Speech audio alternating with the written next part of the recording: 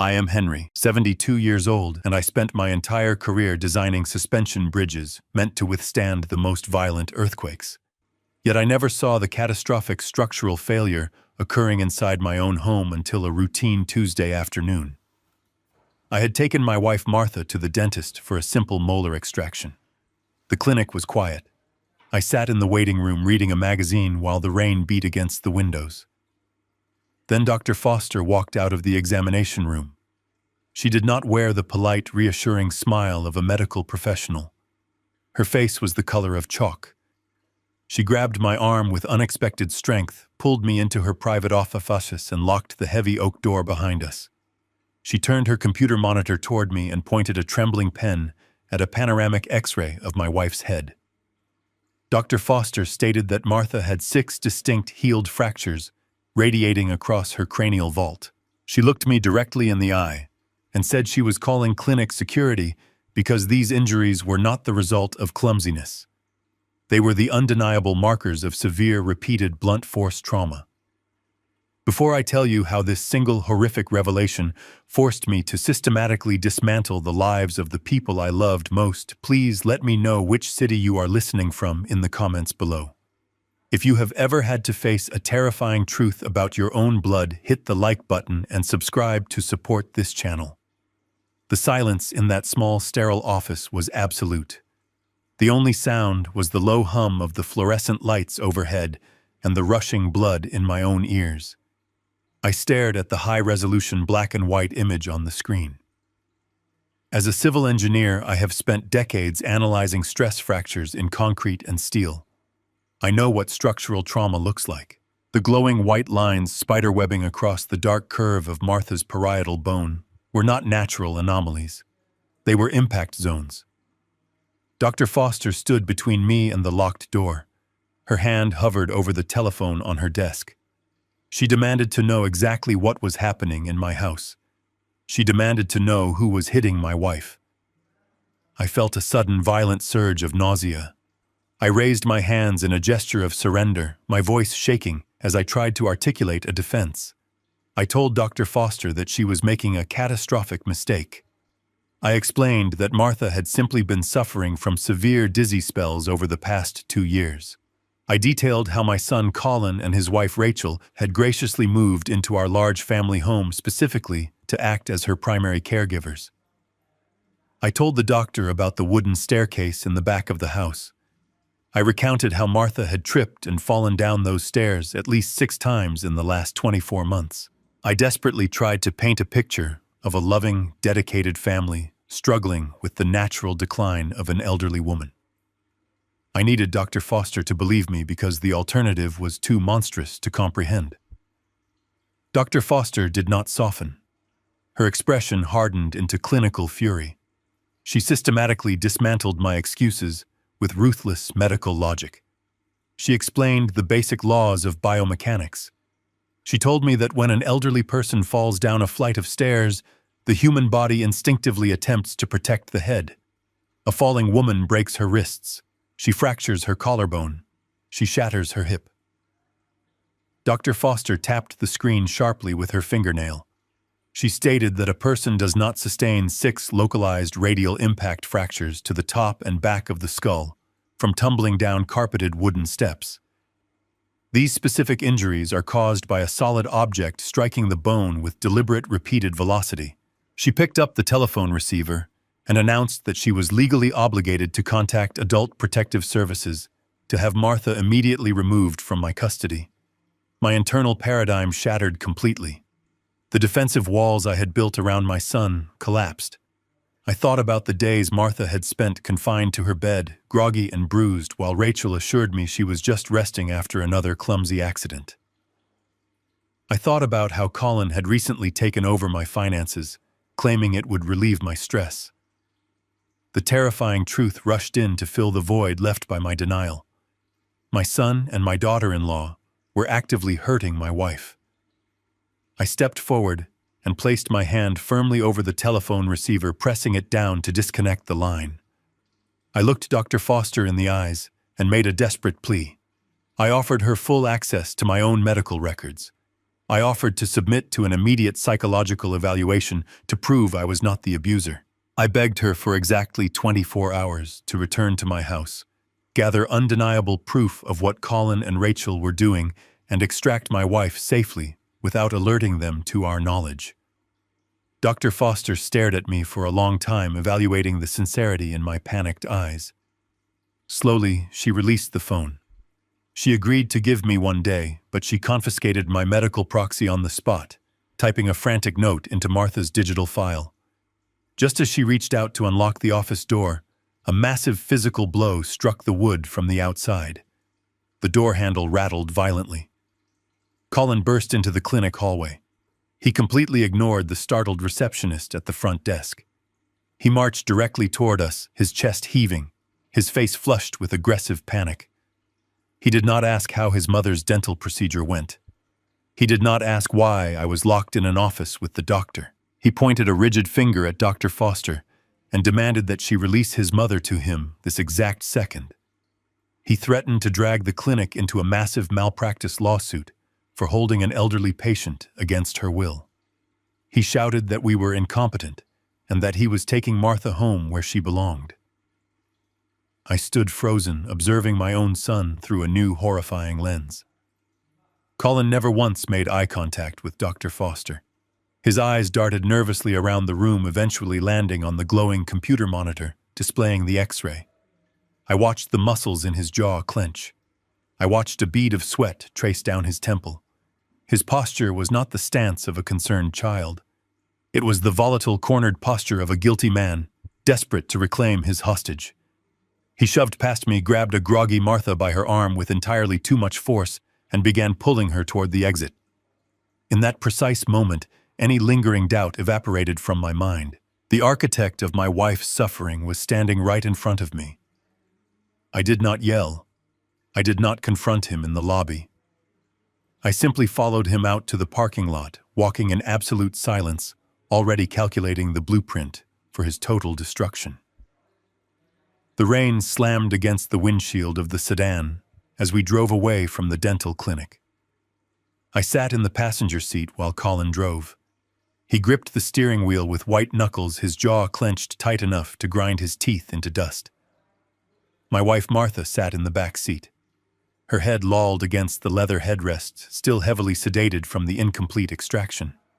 The silence inside the vehicle was absolute and suffocating.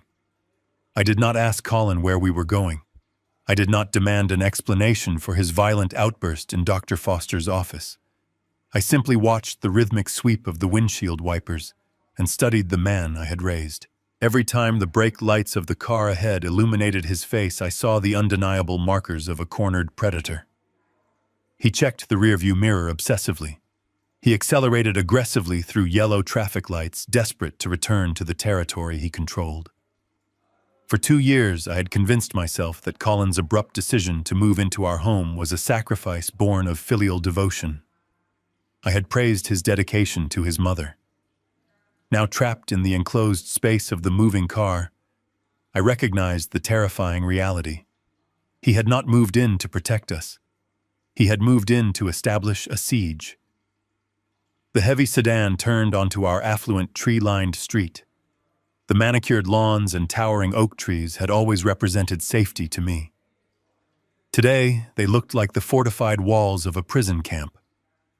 Colin pressed the button on his sun visor, and our heavy iron driveway gates swung open.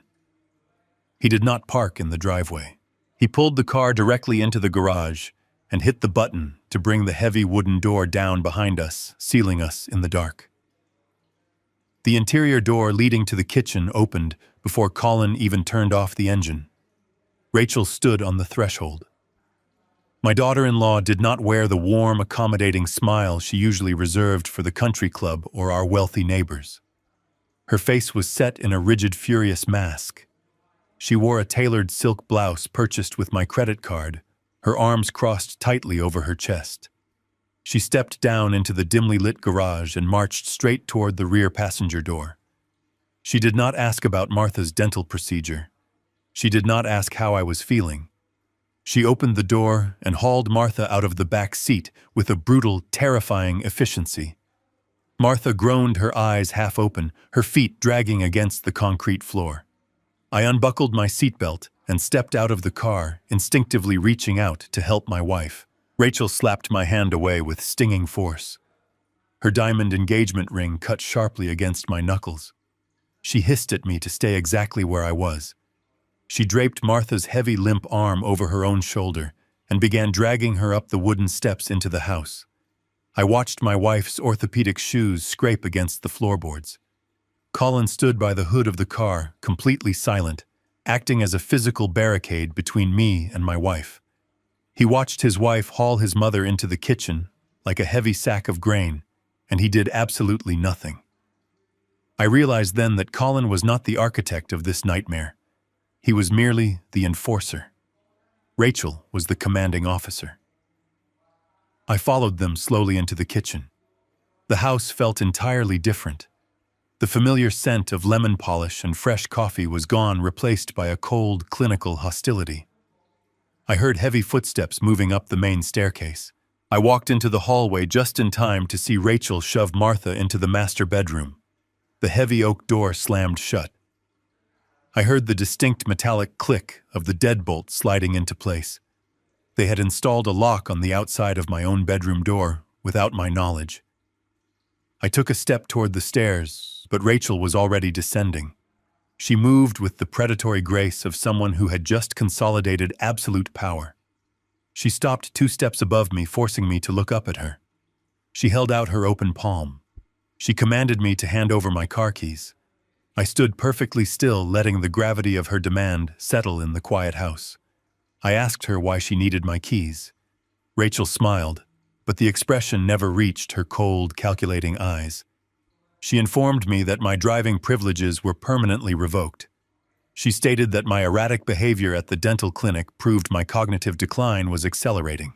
She fabricated a lie right to my face, claiming the clinic receptionist had called her to report that I was confused and combative. Rachel told me that I was a danger to myself and a massive liability to the family. She wiggled her fingers, demanding the keys again. I could have fought her. I could have shouted and demanded the police. But I remembered Dr. Foster's warning. I needed 24 hours to gather undeniable proof, and I could not afford to provoke an immediate violent retaliation. I reached into my coat pocket. I pulled out the heavy keyring holding the keys to the sedan, the house, and my old engineering office. I dropped them into her waiting palm. The metal jingled loudly in the silent foyer. Rachel closed her fist around the keys, dropping them into her designer pocket. She stepped down to my level and leaned in close to my face. She told me that from this moment forward, I was not permitted to leave the house without her express permission. She declared that she would manage all medical appointments, all grocery deliveries, and all communication with the outside world. She turned her back on me and walked into the kitchen, leaving me standing alone in the shadows of the hallway. The domestic prison was fully established. I had surrendered my mobility, but in the silence of that house, my mind began constructing the precise mechanism of their total ruin. The digital clock on the wooden nightstand shifted to 2 a.m. I lay perfectly still on the narrow mattress of the downstairs guest room. I had not slept a single second. The house was entirely silent, but the quiet offered no peace. It was the heavy, expectant silence of a structure under immense pressure just before a catastrophic failure. I threw off the thin cotton blanket and swung my legs over the edge of the bed. My joints ached with the cold and the accumulated stress of the day. I ignored the pain. I needed to move. I needed evidence. Rachel had locked Martha in the master bedroom, but I knew where they kept the daily medications. They had moved everything to the locked cabinet in the downstairs utility corridor 2 weeks ago, claiming it was for safety. I opened my bedroom door with agonizing slowness, applying upward pressure on the brass handle to prevent the internal mechanism from clicking. I stepped out into the dark hallway. As a civil engineer, I know every load-bearing wall, every floor joist, and every stress point in this house. I built the addition myself 20 years ago. I knew exactly which oak floorboards would groan under the weight of a 72-year-old man and which ones were supported directly by the foundational beams below. I moved through the darkness like a ghost in my own home. I placed my feet meticulously, rolling my weight from the outer edge of my heel to the ball of my foot. I passed the base of the main staircase. I could hear the faint, rhythmic drone of a television coming from the second floor. Colin was awake up there. One wrong step, one creaking board, and he would descend the stairs. I held my breath and slipped into the utility corridor, located just off the kitchen. The air in the corridor was cold. A sliver of moonlight filtered through the high ventilation window, illuminating the white metal medicine cabinet mounted on the wall. I reached out and touched the cold steel door. Rachel had secured the latch with a heavy brass padlock. It was a standard commercial lock, the kind you buy at any local hardware store. Most people see a padlock and assume their secrets are safe. An engineer sees a simple arrangement of spring-loaded pins and tension cylinders waiting to be manipulated. I did not have my tools. Rachel had confiscated my keys and locked my workshop in the garage. But I did not need professional equipment to defeat a cheap metal cylinder. I needed a shim. I moved silently into the kitchen and opened the recycling bin under the sink. I searched the glass and plastic until my fingers brushed against a discarded aluminum soda can. I pulled it out. I retrieved a pair of heavy kitchen shears from the wooden knife block on the counter. Working entirely by touch in the dark, I pierced the thin aluminum shell. I cut a small rectangular strip of metal about 2 inches long and half an inch wide. I folded the edges of the metal strip with my thumbs, creating a rigid curved tool perfectly shaped to slide into the narrow gap of the padlock shackle. My hands trembled slightly. It was not from fear. It was from the suppressed rage boiling in my chest. I took a deep, steadying breath to calm my heart rate. I walked back into the utility corridor and approached the locked cabinet. I gripped the body of the brass padlock with my left hand, applying a steady downward pressure to bind the internal locking mechanism. With my right hand, I slid the curved aluminum shim down the inside track of the U-shaped shackle. The gap was incredibly tight. The sharp edge of the makeshift tool sliced a shallow cut into my index finger. A warm drop of blood rolled down my knuckle. I ignored it. I pushed the aluminum strip deeper, feeling for the tiny spring-loaded locking powel hidden inside the brass body. I visualized the internal geometry of the lock, an exercise I used to give my first-year engineering students. I found the exact point of resistance. I pressed the aluminum shim hard against the powel and twisted the padlock body sharply to the right. The internal spring surrendered. The shackle popped open with a loud metallic click. The sound echoed in the narrow corridor like a gunshot. I froze completely. I stared at the ceiling, waiting for the sound of Colin leaping out of bed upstairs. I counted 30 seconds in my head. The drone of the television above continued uninterrupted. They had not heard me. Not. I removed the padlock and carefully opened the metal cabinet door. The shelves were lined with orange prescription bottles. I reached for the bottle clearly labeled with Martha name and her daily blood pressure medication. I unscrewed the white plastic cap and tipped a few pills into the palm of my hand. I brought my hand close to the sliver of moonlight. My blood ran completely cold. Martha had been taking the same blood pressure medication for a decade. Those pills were small, round, and scored down the middle. The pills sitting in my palm were large, oblong, and coated in a thick yellow film. I tilted the bottle toward the light and peeled back the pharmacy sticker Rachel had taped over the side. Beneath the fake label was the original manufacturer text. The medication was not for blood pressure.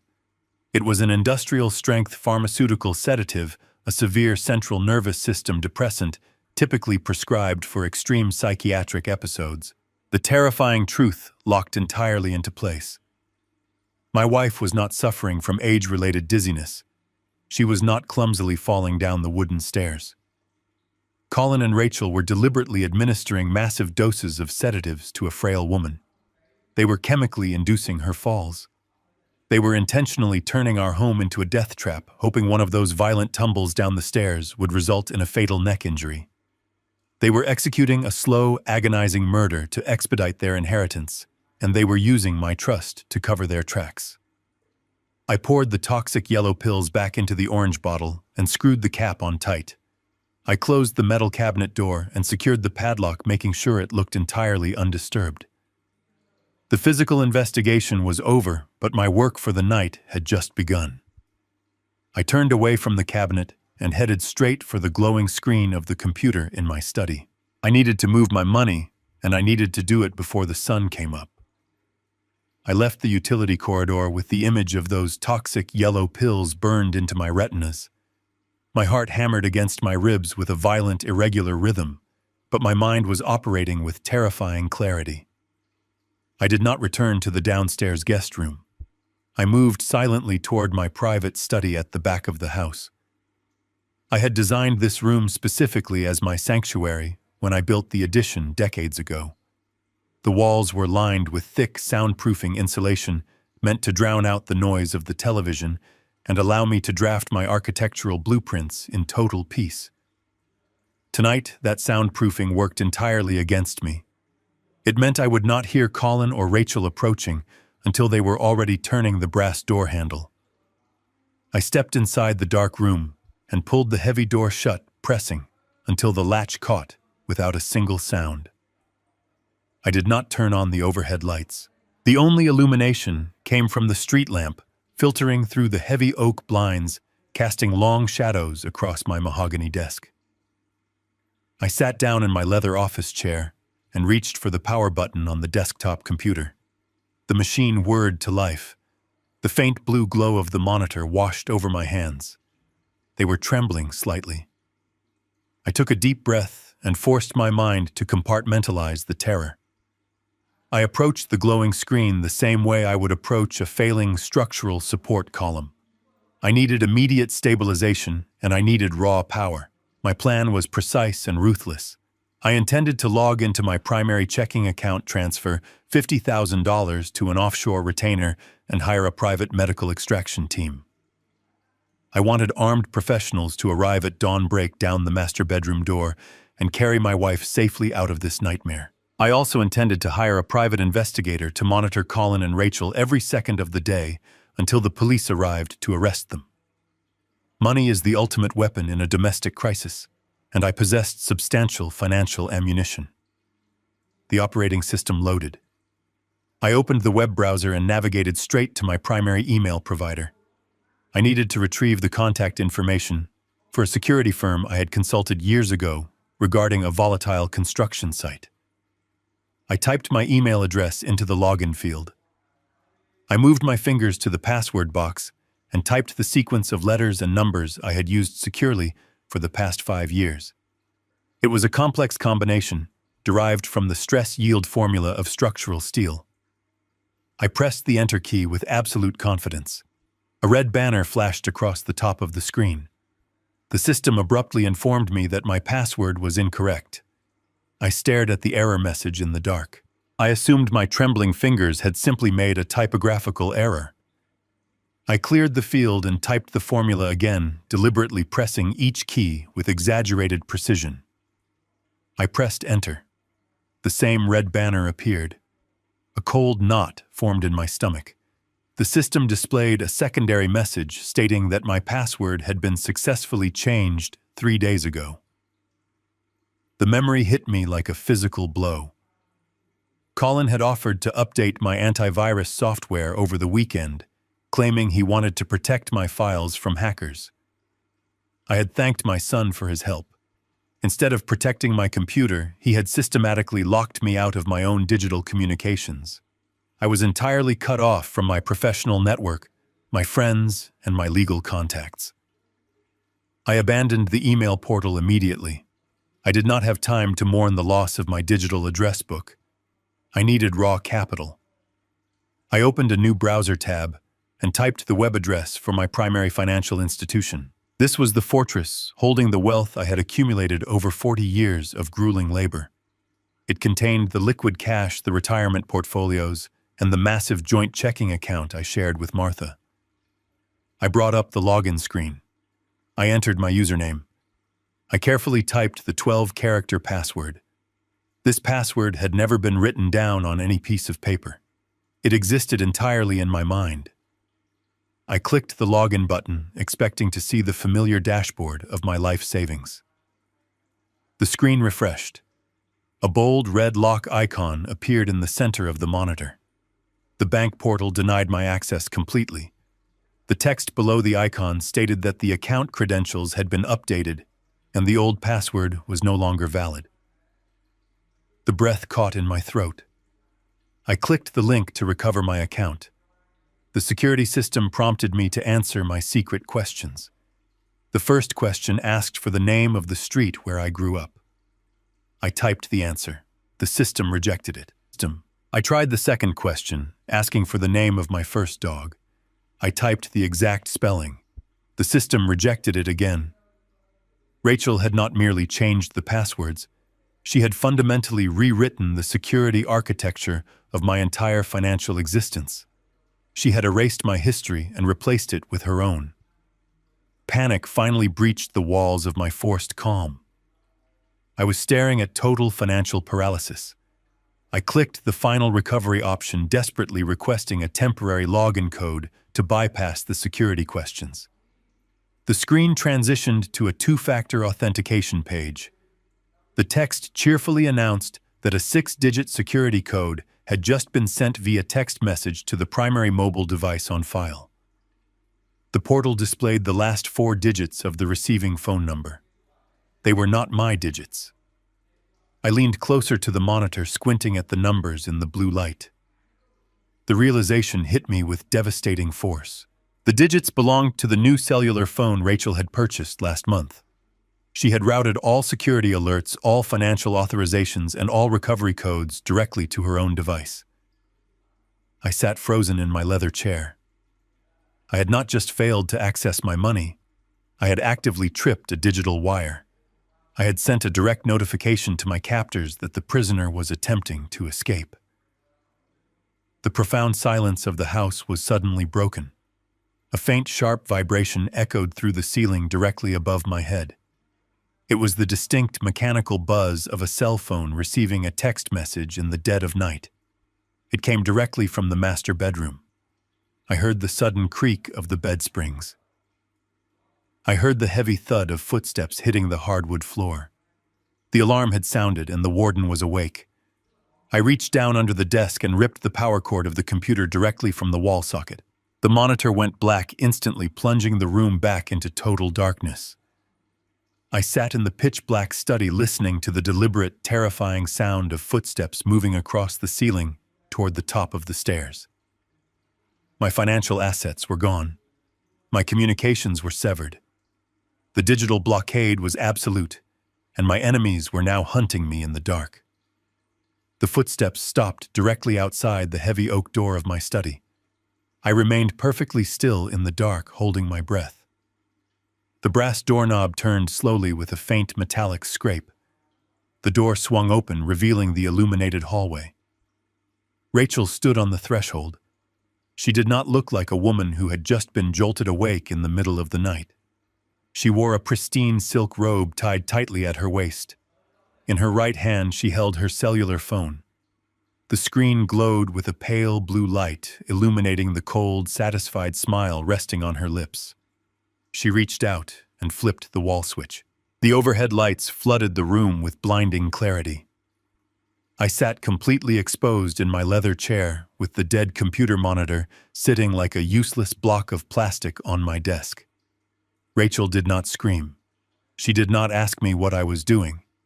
She walked slowly into the room, her bare feet making absolutely no sound on the hardwood floor. She approached my desk and looked down at the thick black power cord lying severed on the carpet. She tilted her head, studying me as if I were a fascinating insect trapped in a glass jar.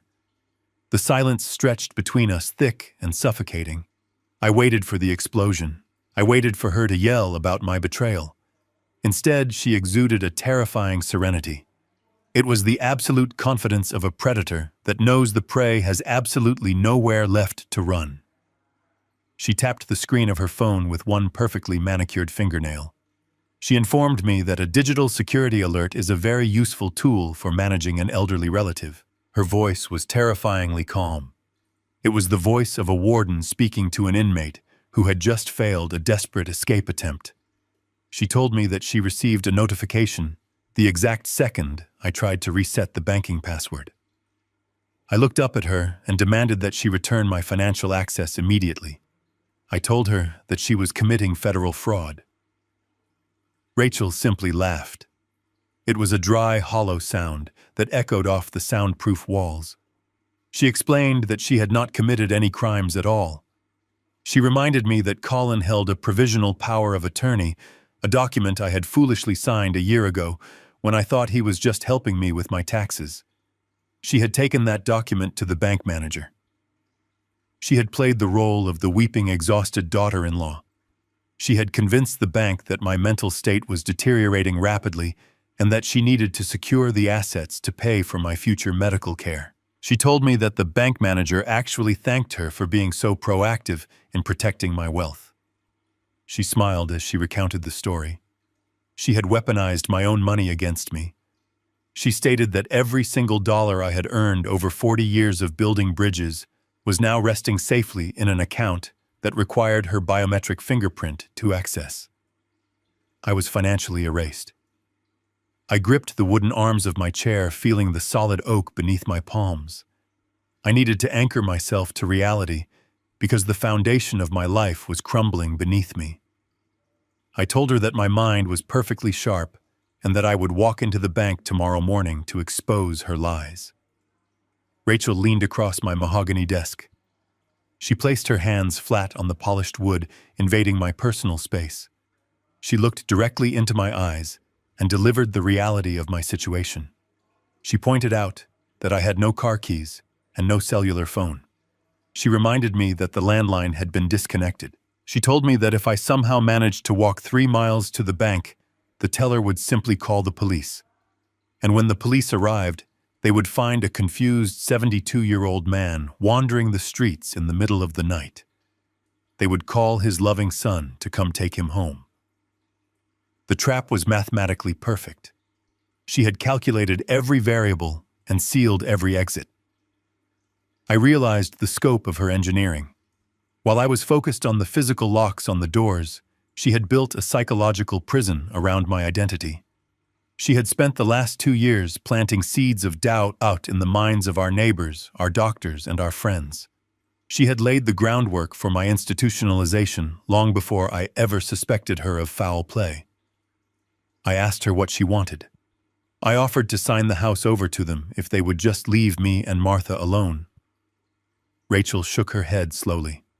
She straightened her posture, looking down at me with absolute contempt. She stated that she already had the house. She already had the money. She did not need my permission for anything. She walked around the desk and stood right beside my chair. She lowered her voice to a harsh whisper. She told me that my behavior at the dental clinic had accelerated their timeline.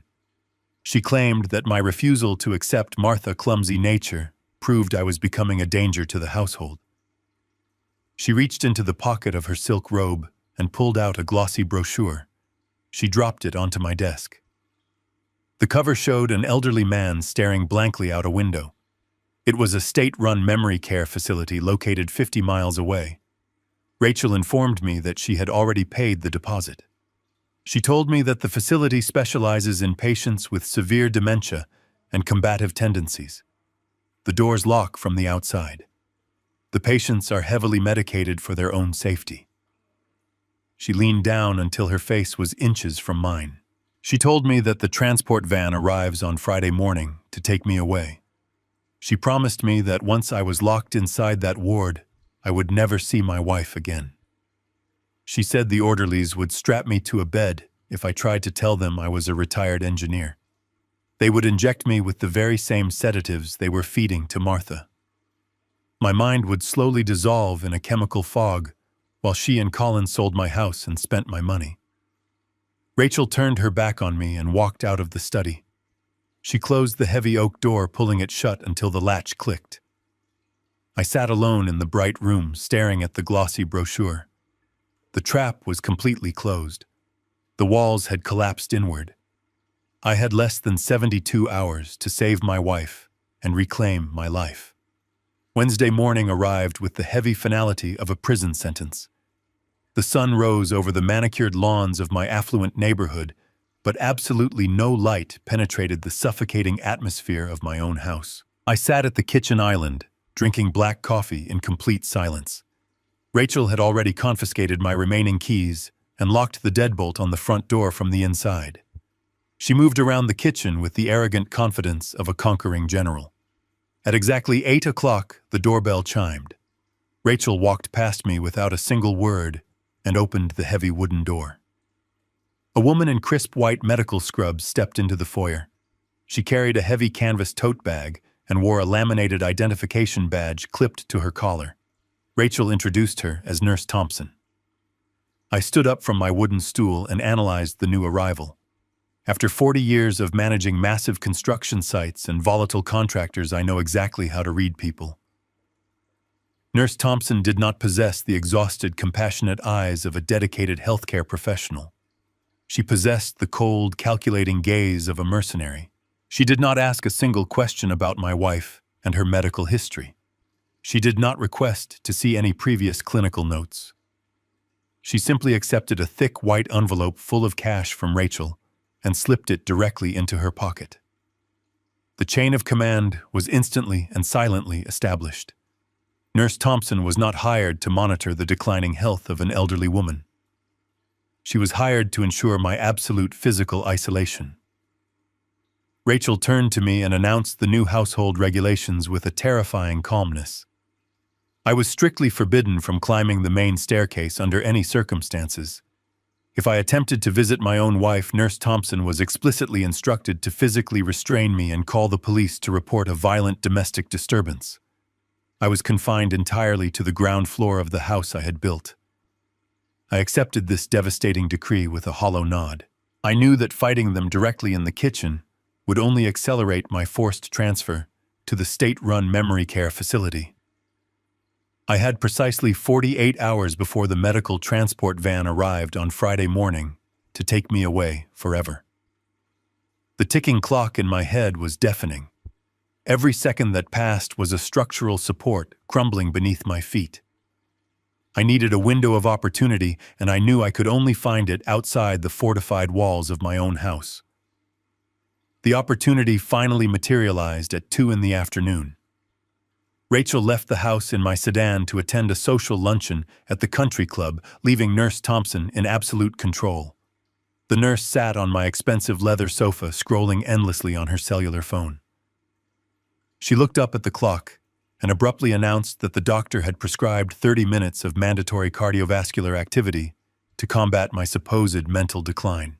She ordered me to put on my coat for a supervised walk around the neighborhood. I retrieved my heavy wool coat from the closet and grabbed my wooden walking cane. We stepped out onto the concrete sidewalk. The afternoon air was crisp and biting, but it tasted like absolute freedom. Nurse Thompson did not walk beside me. She walked 2 precise paces behind my right shoulder. It was not the position of a friendly companion. It was the exact tactical position of a prison guard, ensuring the inmate did not alter his designated path. I walked with a slow, deliberate shuffle, playing the role of the broken and confused old man they desperately wanted me to be. I leaned heavily on my wooden cane, taking short, uneven steps that dragged against the concrete. In reality, my mind was operating at maximum velocity. I analyzed the geometry of our route with surgical precision. We were walking down the main avenue, approaching the small commercial district at the edge of the residential neighborhood. I knew every alleyway, every delivery entrance, and every blind spot in a 4-block radius. We passed the local bakery and approached the old brick facade of the neighborhood hardware store. This was my calculated extraction point. I needed to create a physical distraction substantial enough to break her line of sight for exactly 60 seconds.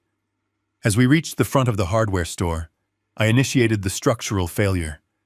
I planted my right foot firmly on the concrete sidewalk and intentionally buckled my knee inward with violent force. I let out a sharp, guttural gasp of pain that echoed loudly down the quiet street. I allowed my full body weight to collapse against the rough red bricks of the building.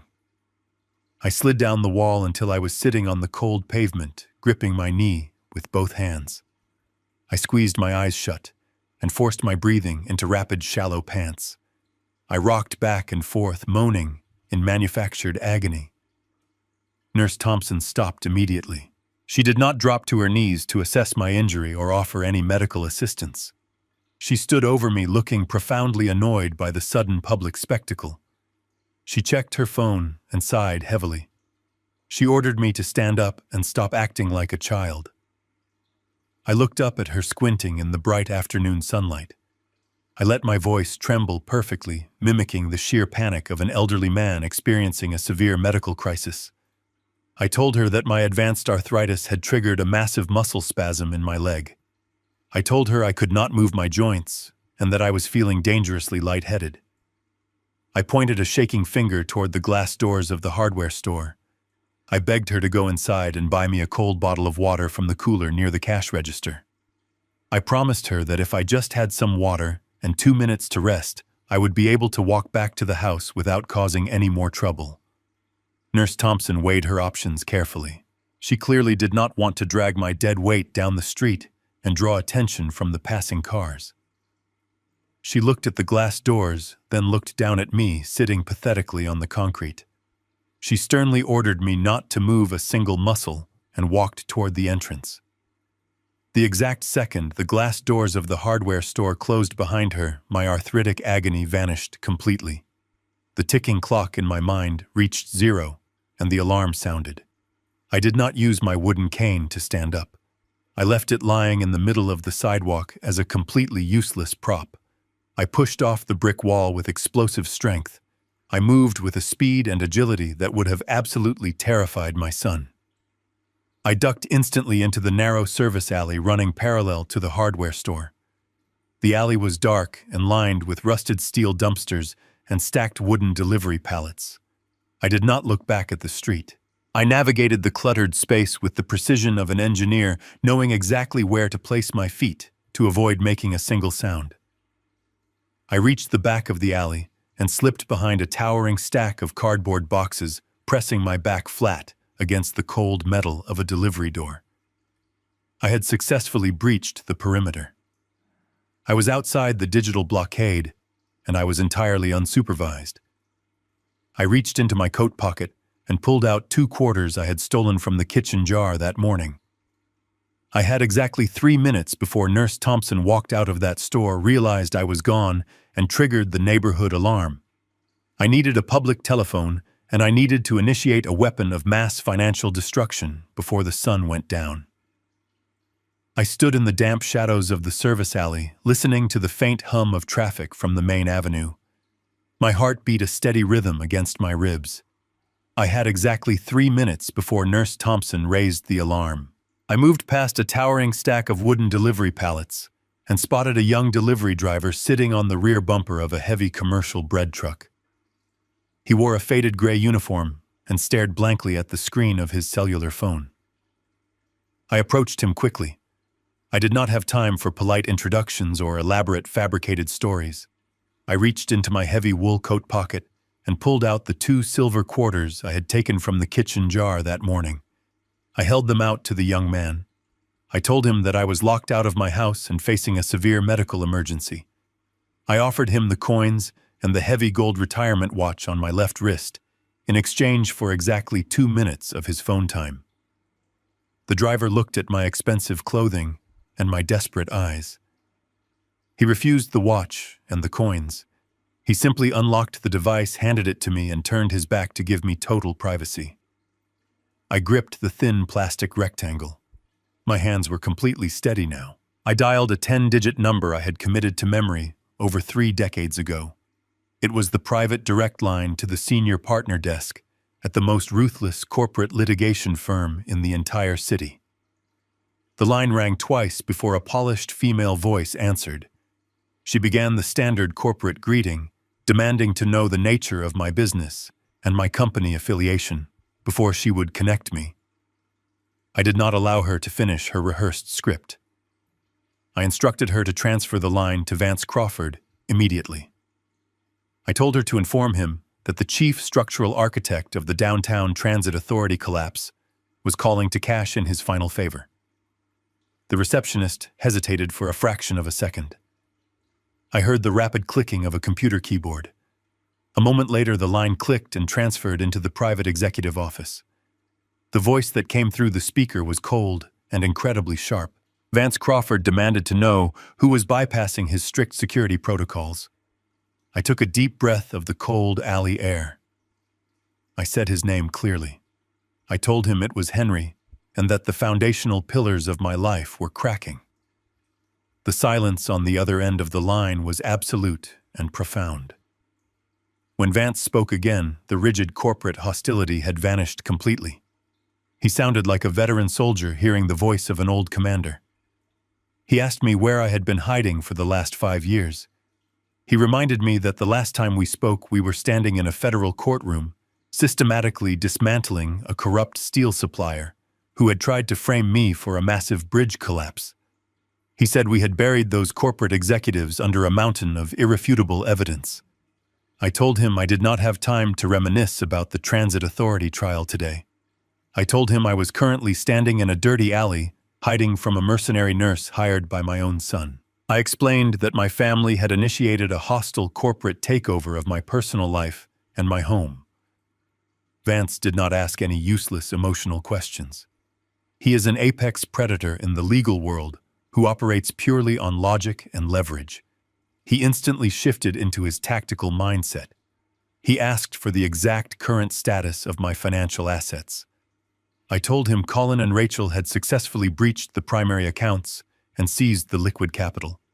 I told him they had disconnected my communications, isolated my wife, and were actively poisoning her with industrial psychiatric sedatives to hasten her death and secure the estate. I heard Vance exhale sharply into the receiver. He recognized the terrifying severity of the structural failure. He asked what ammunition we still possessed in our arsenal. I gave him the precise coordinates of our hidden financial armory. I told him about the subterranean safety deposit box located at the central downtown bank branch. I reminded him that we registered that specific box under Martha maiden name 30 years ago, specifically to shield our emergency funds from corporate discovery during the massive Transit Authority lawsuit. I explained that Colin and Rachel knew absolutely nothing about its existence because it was never digitized or connected to my modern accounts. I instructed Vance to access the box using his duplicate key held in his firm's secure vault. I told him the metal box contained $3 million in untraceable government bearer bonds and the original ironclad documents for the blind trust I had established. I spoke rapidly, detailing the exact legal parameters of the trust to ensure he understood the weapon we were deploying. I explained that the trust held the ultimate deed to my property and contained a strict, immediate reversion clause. I told Vance that Colin held a provisional power of attorney, but the trust documents in that box would completely nullify his authority the exact moment they were filed with a state judge. Vance processed the complex legal strategy instantly without needing a single clarification. He told me the bearer bonds would provide untraceable liquid cash to hire the best private security and medical transport teams in the state without alerting the bank monitors. He told me he would pull his entire legal team off their current corporate cases and mobilize them immediately to prepare the injunctions. He asked where I would be while he assembled the legal strike force. I told him I had to return to the prison. I explained that if I disappeared now, Colin and Rachel would simply murder Martha and flee the state with the money they had already stolen. I had to maintain the illusion of my own defeat to keep them comfortable and arrogant. I told him that Colin and Rachel had scheduled a medical transport van to take me to a locked memory care ward on Friday morning. I told Vance he had exactly 48 hours to arm the financial bomb and detonate it directly inside my living room. I gave him my final explicit instructions to show absolutely no mercy to my son or my daughter-in-law. Vance promised me that by Friday morning, Colin and Rachel would own nothing but their own profound regret. I hung up the phone. I erased the call history from the device. I handed the phone back to the confused delivery driver and walked out of the dark alley. I stepped back onto the bright concrete sidewalk, ready to surrender myself to the warden and wait for the explosion. I walked back to the hardware store, leaning heavily on my wooden cane. Nurse Thompson was standing outside the glass doors holding a plastic bottle of water. Her face was flushed with anger. She thrust the water bottle into my chest and ordered me to drink it quickly. She did not suspect a single thing. She believed I had been sitting against the brick wall the entire time. I drank the water and allowed her to march me back to the house. I dragged my feet against the concrete, maintaining the illusion of absolute physical defeat. When we finally crossed the threshold of my home, Rachel was still absent. Nurse Thompson ordered me to sit in the living room while she went to the kitchen to prepare her own lunch. I told her I needed to use the downstairs bathroom to wash the dirt from my hands. She waved me away with a look of pure disgust. I stepped into the small half-bathroom located under the main staircase and locked the heavy wooden door. I turned the brass handles of the sink, allowing the water to run at maximum volume to mask any sound. I did not look at my exhausted reflection in the mirror. I dropped to my knees on the cold tile floor. I reached behind the porcelain base of the toilet, feeling for a small hollow space in the wall cavity that I had left unsealed during the construction of the house 20 years ago. My fingers brushed against a thick plastic waterproof bag hidden deep within the shadows. I pulled it out. Inside the bag was a prepaid cellular phone wrapped in a dry cloth. I had purchased this device 5 years ago during a highly volatile construction dispute, intending to use it as a secure emergency line. I had never needed it until today. I pressed the power button and prayed the lithium battery still held a charge. The small screen flickered to life, illuminating the dark bathroom with a pale green glow. I had a full signal. I dialed Vance Crawford direct line again. He answered on the first ring. He did not waste time with pleasantries. He immediately confirmed that he had successfully bypassed the bank security protocols and accessed the subterranean safe deposit box. He told me the $3 million in untraceable government bearer bonds were now sitting safely in his armored briefcase. He confirmed that the original blind trust documents were pristine and legally ironclad. He stated that he had the absolute power to legally crush my son and sever his provisional power of attorney. The financial weapon was fully armed and ready to deploy. I felt a massive wave of relief wash over my chest. I told Vance to initiate the legal filings immediately, to freeze my stolen bank accounts, and dispatch the private medical extraction team to my house. I was ready to end the nightmare. Vance did not share my relief. His voice dropped to a low, terrifying register. He told me to sit down on the bathroom floor.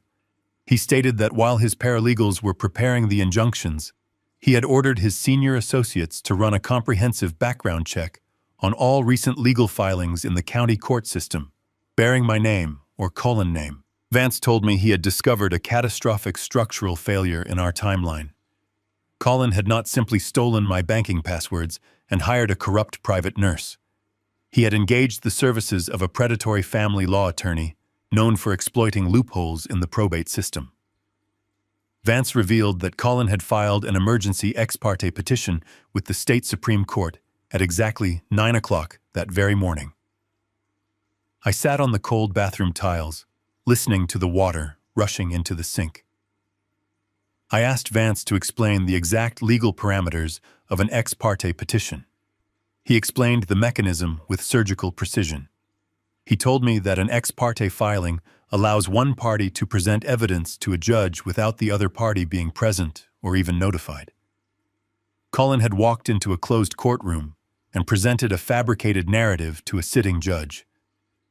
Vance told me that Colin had submitted sworn affidavits claiming I was suffering from severe violent dementia. Colin had provided forged medical records detailing my supposed physical attacks on my wife. He had painted a terrifying picture of an elderly man actively destroying his own family and his own fortune. Vance delivered the most devastating news with absolute clarity. He told me the judge had reviewed the fabricated evidence and granted a temporary order of emergency guardianship. The court had officially declared me legally incompetent. I felt the air leave my lungs completely. I was no longer an autonomous human being in the eyes of the law. I was legally stripped of my human rights. I could not sign a contract. I could not hire a lawyer. I could not refuse medical treatment. I could not even choose where I slept at night. Colin had weaponized the entire judicial system against me. He had built a legal fortress around his crimes, and the state was now acting as his private security force. I gripped the edge of the porcelain sink, feeling the cold reality of my situation. I asked Vance if the blind trust documents could override the judge order. Vance explained the brutal reality of the legal siege. He told me that the blind trust was incredibly powerful, but it relied on my capacity to execute its clauses.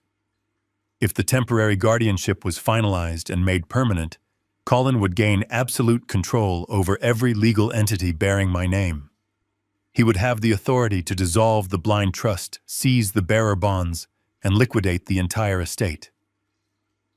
Vance told me that Colin had scheduled a mandatory psychiatric evaluation for Thursday evening to finalize the court order. That evaluation was the final nail in my coffin. Vance warned me that if a licensed psychiatrist examined me and submitted a formal report corroborating, Colin Lies the judge would make the guardianship permanent on Friday morning. The state-run memory care facility would arrive with a court order and police escort to drag me out of my own home. Once I was locked inside that ward, Colin would have unchecked access to Martha. He would increase her dosage of the industrial sedatives until her heart finally gave out. The legal siege was not just about stealing my money. It was a perfectly engineered mechanism for murder. I stared at the green screen of the prepaid phone. The fear that had been paralyzing me suddenly evaporated completely. It was replaced by a cold, calculating fury. I was a structural engineer. I knew that every fortress has a weak point. I asked Vance what we needed to break the siege. Vance told me we needed undeniable physical proof of the poison. We needed an explosive piece of evidence that would instantly completely discredit the corrupt psychiatrist and prove to the police that Colin was actively attempting to murder my wife. He told me the bearer bonds and the trust documents were useless unless we could prove the entire premise of the guardianship was built on a criminal conspiracy. I told Vance that Rachel kept the toxic yellow pills locked in a metal cabinet in the utility corridor. I told him I had already bypassed the padlock once. Vance ordered me to extract a sample of those pills before the dinner party on Thursday night. He told me to secure the physical evidence and keep it hidden on my person at all times. He promised me that if I could hold my ground and survive the psychiatric interrogation on Thursday, he would personally arrive with a team of armed federal agents and forensic medical experts to shatter the legal illusion Colin had built. He told me I was entirely on my own until the trap was sprung. He instructed me to destroy the prepaid phone immediately to prevent Rachel from discovering my outside communications. I agreed to the terms of the engagement. I ended the call. I placed the phone on the tile floor and crushed it beneath the heel of my heavy leather shoe. I picked up the shattered plastic and electronic components and flushed them down the toilet, watching the water carry away my only lifeline to the outside world. I turned off the sink faucet and unlocked the bathroom door. I stepped back out into the silent house. I was officially a ghost in the eyes of the law. I had no rights, no money, and no freedom. But I had a target. The domestic abuse had escalated into a full legal siege, and I was absolutely prepared to burn the entire structure to the ground to save the woman I loved. I walked out of the downstairs bathroom and returned to the living room. Nurse Thompson was sitting on the leather sofa eating a sandwich and scrolling through the television channels. She did not even look in my direction. I sat down heavily in my armchair and placed my wooden walking cane across my lap. This cane was not a standard medical device purchased from a pharmacy. I had carved it myself 10 years ago from a solid piece of Brazilian mahogany. As an engineer, I appreciate objects that serve multiple purposes. The heavy brass handle of the cane was threaded. If you twisted the handle counterclockwise, it unscrewed, to reveal a hollow cylindrical chamber hidden inside the thick wooden shaft. I had originally designed the hidden compartment to hold emergency rolled blueprints when walking across active construction sites. Today, that hollow chamber was going to hold the physical evidence required to send my son to federal prison. I needed to secure a sample of the toxic yellow sedatives locked in the utility corridor. Vance Crawford had made it absolutely clear that without the physical pills, the judge would finalize the guardianship order on Friday, and I would be locked in a memory care ward forever.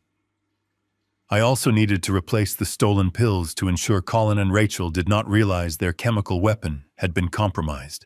During my morning confinement to the kitchen, I had managed to pocket a handful of over-the-counter vitamin supplements from the pantry. They were large oblong and coated in a yellow film that perfectly matched the visual profile of the industrial sedatives. I sat in the armchair, gripping the mahogany cane, and waited for the mercenary nurse to make a mistake. My opportunity arrived exactly 45 minutes later. Nurse Thompson received a phone call on her cellular device. She answered it, and her tone instantly shifted to a hushed, urgent whisper. She stood up from the sofa and walked toward the enclosed sunroom at the back of the house, sliding the heavy glass door shut behind her to secure her privacy. I did not waste a single second. I stood up and moved silently across the living room carpet toward the utility corridor. I retrieved the folded aluminum shim from my pocket. My hands did not tremble this time. I approached the white metal medicine cabinet and gripped the heavy brass padlock. I slid the makeshift aluminum tool into the narrow gap of the shackle, feeling for the internal spring mechanism. I twisted the padlock body sharply, and the shackle popped open with a familiar metallic click. I removed the lock and opened the cabinet door. The orange prescription bottle sat exactly where I had left it. I reached out and grabbed it. I twisted off the white plastic cap. I poured 10 of the toxic yellow sedatives into the palm of my left hand. I immediately reached into my trousers pocket with my right hand and retrieved the yellow vitamin supplements. I dropped the harmless vitamins into the orange prescription bottle, replacing the exact volume of pills I had just stolen. I screwed the plastic cap back onto the bottle. The visual illusion was flawless. Anyone looking inside that bottle would simply see a cluster of yellow oblong pills. I placed the bottle back onto the metal shelf exactly where I had found it. I needed to secure the cabinet and conceal the stolen poison before Nurse Thompson finished her private conversation. I closed the white metal door and threaded the brass padlock back through the latch. I pressed the shackle down until it locked securely into place. I turned my attention to the wooden walking cane leaning against the wall. I gripped the thick mahogany shaft with my left hand and grabbed the heavy brass handle with my right. I twisted the handle forcefully, counterclockwise. The hidden threads released with a soft grinding sound. I pulled the handle away, exposing the dark hollow chamber inside the wood. I carefully dropped the 10 toxic yellow sedatives into the cylindrical void one by one. They rattled softly against the wooden interior. I stuffed a small piece of tissue paper into the hole to pack the pills tightly and prevent them from making any noise when I walked. I replaced the brass handle and twisted it clockwise until it was perfectly flush with the mahogany shaft. The physical evidence was entirely secured. I was holding the key to my freedom and the instrument of my son's total destruction directly in my hand. I walked out of the utility corridor and sat back down in my armchair in the living room. I arranged my features into a mask of exhausted defeat. I closed my eyes and slowed my breathing, preparing to play the role of the docile prisoner for the rest of the afternoon. 10 minutes later, Nurse Thompson slid the glass door of the sunroom open and walked back into the living room. She looked at the clock on the wall and let out a heavy sigh. She announced that it was time to prepare the afternoon medication for my wife. I kept my eyes closed, feigning sleep, but every muscle in my body coiled with intense anticipation. I listened to the heavy squeak of her rubber-soled shoes moving across the hardwood floor toward the utility corridor. I heard the distinct metallic jingle as she pulled the brass key to the padlock from her pocket. I heard the lock click open. I heard the white metal door swing outward on its hinges. I waited for her to retrieve the bottle, pour the fake pills into a paper cup, and walk upstairs. Instead, I heard a sudden, sharp intake of breath. The silence that followed was agonizing. It was not the casual silence of someone performing a routine task. It was the rigid, terrifying silence of a predator detecting a subtle disruption in its environment. Nurse Thompson was a corrupt mercenary, but she was incredibly observant. Rachel had undoubtedly instructed her to maintain strict inventory control over the sedatives. I listened intently. I heard the sound of the plastic bottle being placed back onto the metal shelf. Then I heard the rapid, frantic tapping of fingers against a glass screen. She was not preparing the medication. She was dialing her phone. She did not step out into the hallway to make the call. She spoke directly from the utility corridor, her voice dropping to an urgent, panicked whisper. I heard her say my son's name. I heard her tell Colin that he needed to come home immediately. She explained that the alignment of the prescription bottles inside the locked cabinet had been altered. She stated that she had meticulously arranged the labels to face outward at a specific angle before she sat down to eat her lunch. She told Colin that the bottle containing the heavy sedatives had been rotated exactly 90 degrees to the left. She also noted a fresh, microscopic scratch on the brass casing of the padlock, left behind by my aluminum shim. She told my son that someone had breached the medical supply and tampered with the inventory. I sat frozen in my armchair, gripping the brass handle of my wooden cane. The blood drained completely from my face. My perfectly calculated timeline had just violently collapsed. I had successfully secured the physical evidence, but my infiltration had been detected. The digital blockade was absolute.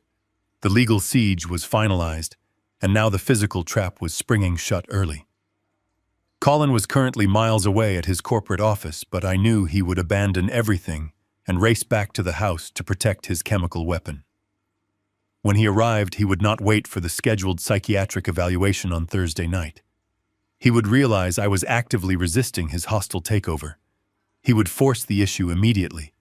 He would call the private psychiatric transport team tonight, drag me out of my chair, and lock me in the memory care facility before the sun came up. I looked at the front door, knowing the deadbolt was locked from the inside. I looked at the wooden stairs leading up to the master bedroom where my wife was trapped. I had the poison in my hand, but my time had completely run out. The final confrontation was no longer a distant event on the horizon. It was speeding toward my front door right now.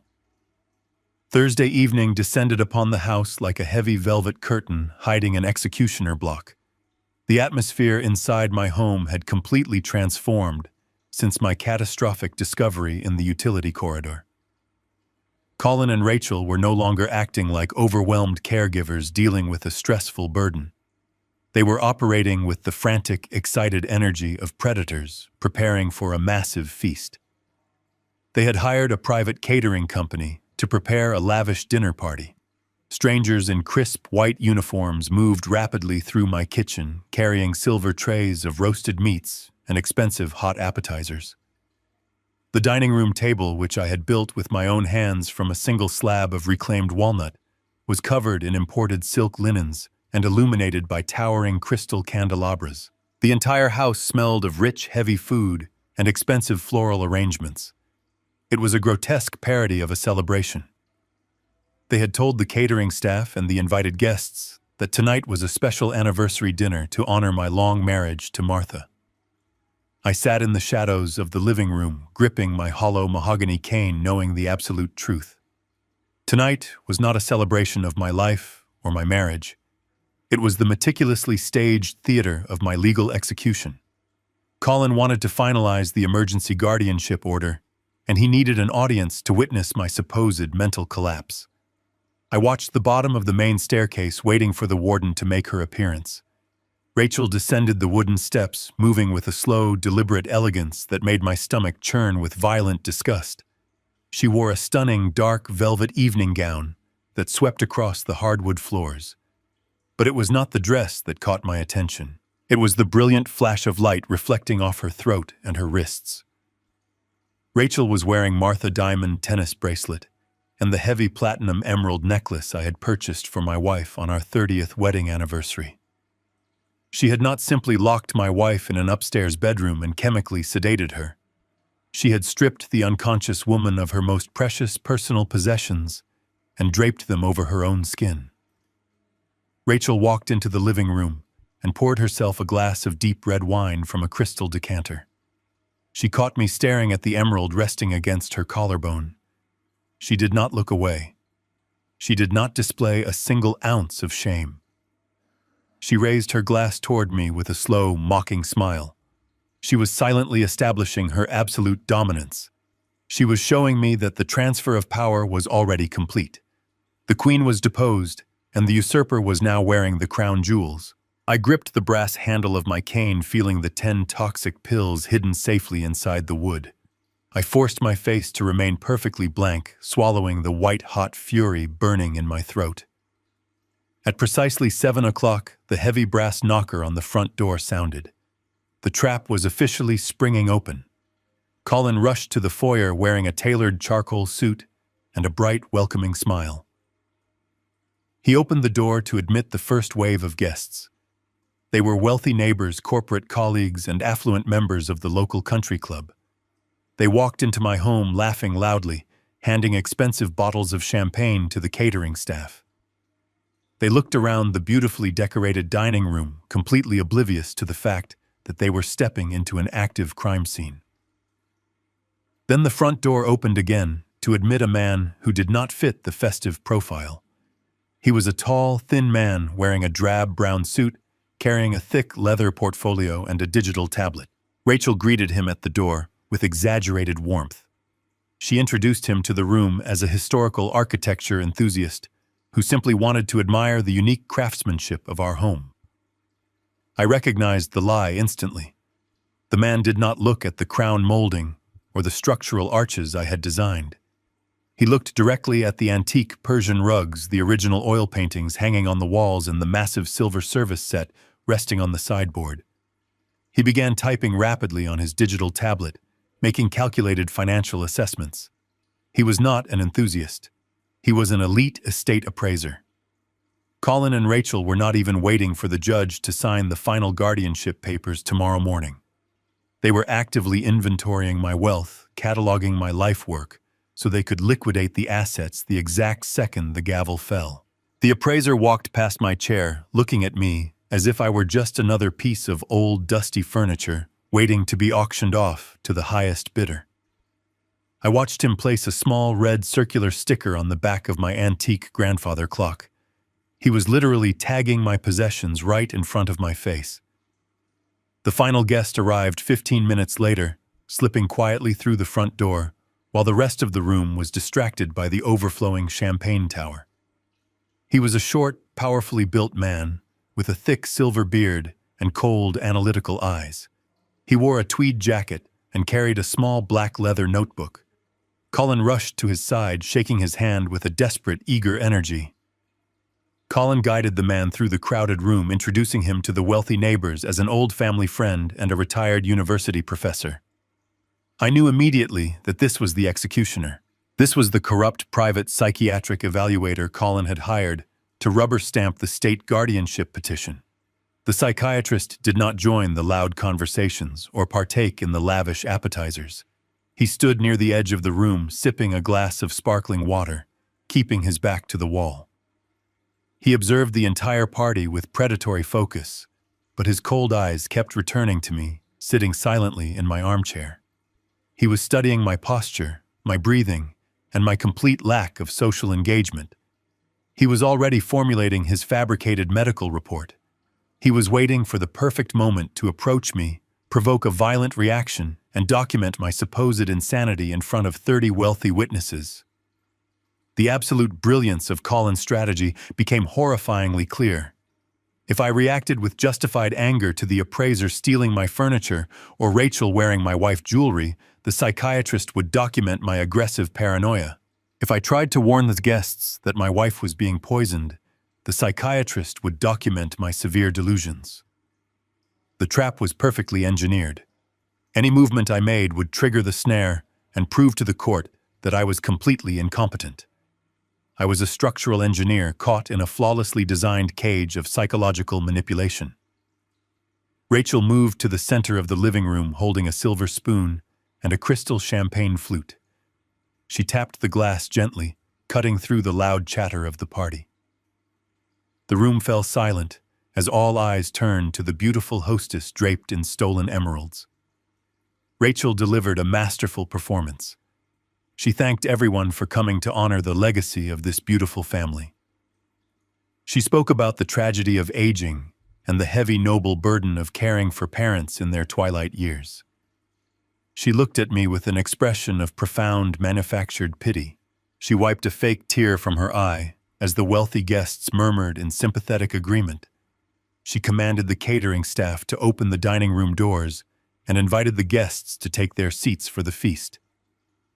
The attendees moved like cattle toward the long walnut table, eager to consume the food bought with my stolen money.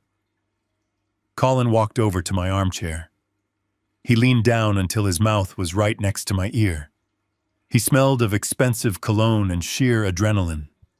He whispered that I needed to behave perfectly tonight, or the medical transport van would arrive 12 hours early to drag me away in the dark.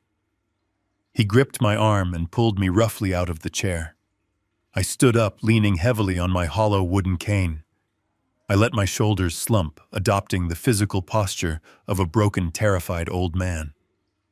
I walked slowly toward the dining room, surrounded by my enemies, the appraiser and the corrupt psychiatrist. I knew I had to survive the next 2 hours without making a single mistake. The trap was fully prepared, the bait was set, and the execution was about to begin. I sat at the head of the massive walnut dining table, but I was no longer the master of the house. I was the spectacle. The caterers poured expensive vintage wine into crystal glasses, while the wealthy guests tore into roasted duck and seared vegetables.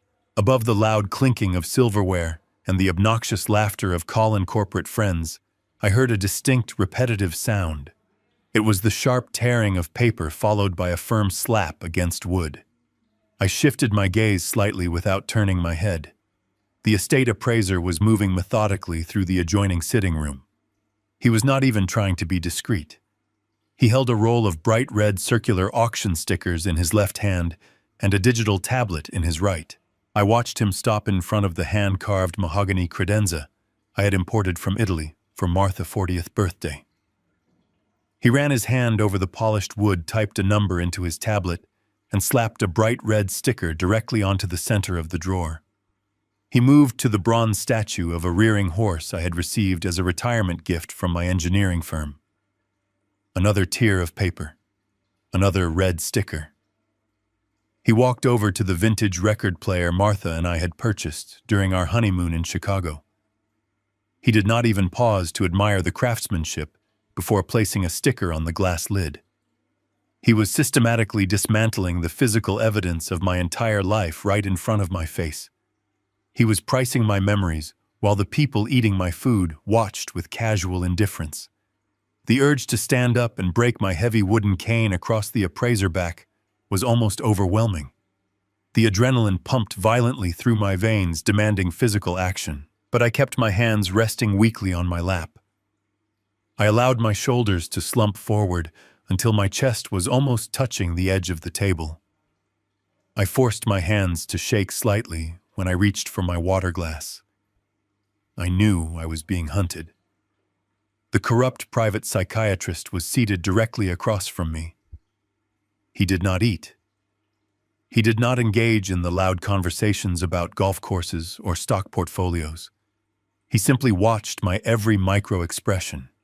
He was waiting for the exact moment my pride overrode my discipline. He wanted me to shout at the appraiser.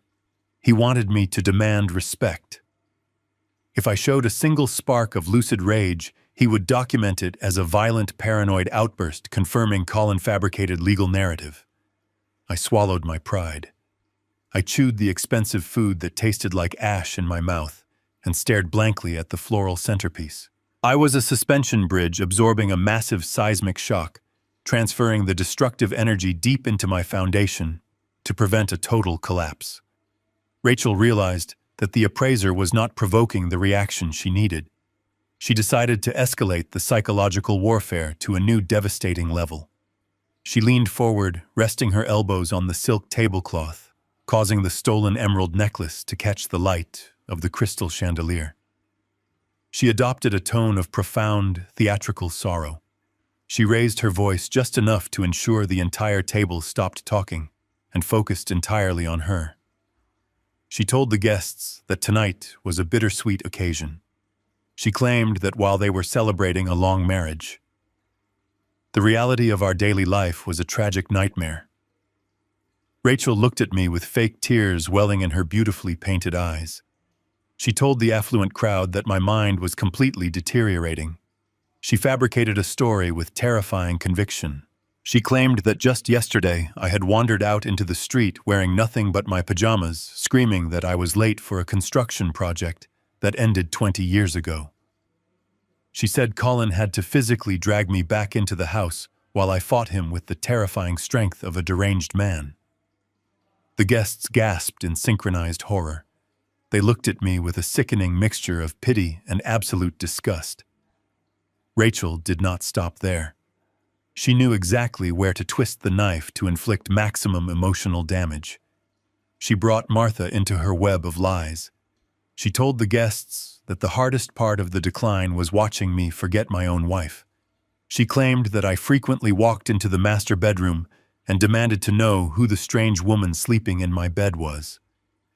She painted herself and Colin as exhausted heroic martyrs, sacrificing their own youth and happiness to protect a violent, confused old man and his bedridden wife. She told the table that they had finally made the agonizing decision to transfer me to a specialized medical facility for my own safety. She said it broke her heart, but they simply could not manage my aggressive outbursts anymore. She wiped another fake tear from her cheek and took a sip of her dark red wine. She reached across the table and placed her hand over mine. Her skin was cold. Her touch was a physical violation. She squeezed my fingers and told the guests that she just hoped I would remember how much she and Colin loved me before my mind faded to total black. The level of sheer, audacious cruelty was breathtaking. She was burying me alive using my own dining table as the graveyard. The wealthy neighbors nodded sympathetically, murmuring their support for Rachel's incredible bravery. One of the corporate wives actually reached out and patted Rachel's shoulder, praising her absolute devotion to the family. The psychiatrist across the table leaned forward slightly, his pen hovering over his black leather notebook. He was waiting for the explosion. He was waiting for me to pull my hand away, call her a liar, and expose the entire fraud to the room. My heart hammered against my ribs like a trapped animal. The 10 toxic yellow pills hidden inside my mahogany cane felt incredibly heavy pressing against my leg under the table. I focused all my mental energy on the smooth brass handle of that cane. I reminded myself that anger is a completely useless emotion in a structural collapse. Only calculated geometry and immense patience can save you. If I exploded now, I would be locked in a padded cell by morning, and Martha would be dead by the end of the month. I had to let them win this pathetic battle to annihilate them in the impending war. I did not pull my hand away from Rachel's cold grip. I did not raise my voice to defend my honor. I looked at her with wide, vacant eyes. I let my jaw drop open slightly, allowing a small line of drool to pool at the corner of my mouth. I patted her hand with my trembling fingers and whispered a confused apology about losing my car keys that made absolutely no sense in the context of her speech. The performance was utterly flawless. The wealthy guests looked away immediately, deeply uncomfortable with the pathetic display of cognitive ruin in the middle of a dinner party. Rachel pulled her hand back abruptly, her eyes flashing with a momentary flicker of intense confusion. She had expected a violent fight. She had expected the proud, stubborn engineer to stand up and loudly defend his legacy. Instead, she found a broken, empty shell. The psychiatrist frowned heavily and jotted a quick, dismissive note in his leather ledger. The immediate trap had failed to trigger the violent outburst they so desperately needed for the legal paperwork. The public humiliation had failed to crack my foundation, but the execution was far from over. Colin stood up from his chair at the other end of the long table. His face was tight with immense frustration and poorly concealed rage. He realized the passive torture was not enough to break my spirit. He tapped his crystal wine glass with a silver spoon to command the attention of the room. He announced with a strained smile that the visiting professor needed to conduct a brief standard medical evaluation in the living room to ensure my medication levels were correct. Colin walked over to my chair and grabbed my shoulder, hauling me upward with brutal force. The theatrical dinner was finished. The active psychiatric interrogation was about to begin, and I was walking directly into the center of the snare. Colin pushed me down into the deep leather armchair in the corner of the living room. The heavy fabric swallowed my frame, making me look frail and entirely powerless. The rest of the dinner party remained in the dining room, laughing over their expensive desserts. The sliding wooden doors were pulled shut, isolating us completely from the festive noise. The corrupt psychiatrist pulled up a straight-backed wooden dining chair and sat directly in front of me. He positioned himself so our knees were practically touching, invading my personal space to assert immediate psychological dominance. He did not offer a warm greeting or a reassuring smile. He opened his black leather notebook and clicked his silver pen. I looked at his eyes and saw nothing but cold financial calculation. He was being paid a massive sum of money to legally erase my autonomy, and he wanted to finish the job quickly. Colin stood right behind the psychiatrist, crossing his arms over his tailored suit. My son was acting as the physical muscle ready to restrain me the exact second I reacted to the verbal abuse. The interrogation began without a single ounce of medical ethics. The man introduced himself as Dr. Weber, though I knew that title was purchased rather than earned. He started with a rapid-fire sequence of disorienting questions designed to confuse a healthy mind and completely shatter a vulnerable one. He asked me to recite my social security number backward. He demanded to know the exact date of my mother's funeral. He asked me to identify the current prime minister of a foreign country I had never visited. He fired the questions like bullets, leaving absolutely no space for me to process the words before the next demand hit me. I knew exactly what he was doing. It is a classic interrogation technique used to elevate the heart rate and induce panic. A proud man would demand he slow down. An angry man would tell him to go to hell. I did neither. I utilized my engineering background to regulate my physical responses. I slowed my breathing, counting the seconds between inhalations. I let my jaw hang slightly slack. I looked at the floor instead of making eye contact. When I answered, I mumbled a string of numbers that had absolutely nothing to do with my social security. I pretended to struggle with the name of the month. I played the role of a mind lost in a dense, impenetrable fog. Weber jotted down notes with sharp, aggressive strokes of his pen. He was documenting my failure to grasp basic reality. The cognitive tests were merely the warm-up. Weber realized I was not going to become verbally combative over memory puzzles. He shifted his strategy to emotional warfare. As an engineer, I understand that every material has a breaking point. Steel bends before it snaps. Concrete cracks before it crumbles. The human mind is no different. Dr. Weber was actively searching for my stress fractures. He leaned in closer until I could smell the stale coffee on his breath. He lowered his voice into a harsh, accusatory whisper. He brought up my wife. He asked me why I kept hurting Martha. He asked me if I enjoyed pushing her down the stairs. The words hit me like a physical blow to the chest. The sheer audacity of the accusation made the blood roar in my ears. Colin stood right behind the doctor, watching me with hungry, expectant eyes. They were daring me to defend myself. They wanted me to leap out of the chair and wrap my hands around the doctor's throat. Weber continued his relentless assault. He told me that Rachel was terrified of me. He claimed that I was a violent monster who had lost all capacity for human empathy. He stated that I was a massive burden on my family, and that my own son despised the sight of me. Every single word was a precisely calibrated needle designed to pierce my pride and provoke a violent explosion. The 10 toxic pills hidden in my hollow mahogany cane pressed against my thigh. I knew the exact truth. I knew my son was the monster. The urge to pull out the pills and expose the entire murderous plot right there in the living room was a raging fire in my mind. But I am an architect of structural endurance. I know that if you release the pressure valve too early, the entire system explodes and you lose everything. If I showed them the pills tonight without Vance Crawford and the federal agents present, Colin would simply physically overpower me. He would take the cane, destroy the evidence, and call the police to report that his deranged father had attacked the doctor. I had to absorb the abuse.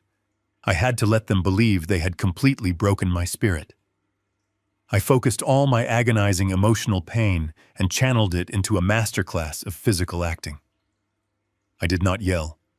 I did not defend my honor. I let my shoulders shake violently. I squeezed my eyes shut and forced real tears to stream down my wrinkled cheeks. I began to weep openly and loudly. It was not a proud, defiant cry. It was the pathetic, broken sobbing of a confused child. I lifted my trembling hands to my face and began to apologize to the empty air. I mumbled that I did not mean to cause any trouble. I cried out for Martha, asking where she had gone and why the house was so dark. The performance was visceral and absolutely humiliating. I sacrificed every ounce of my personal dignity to maintain the illusion of my total cognitive collapse. Weber leaned back in his wooden chair, looking highly satisfied with my physical breakdown.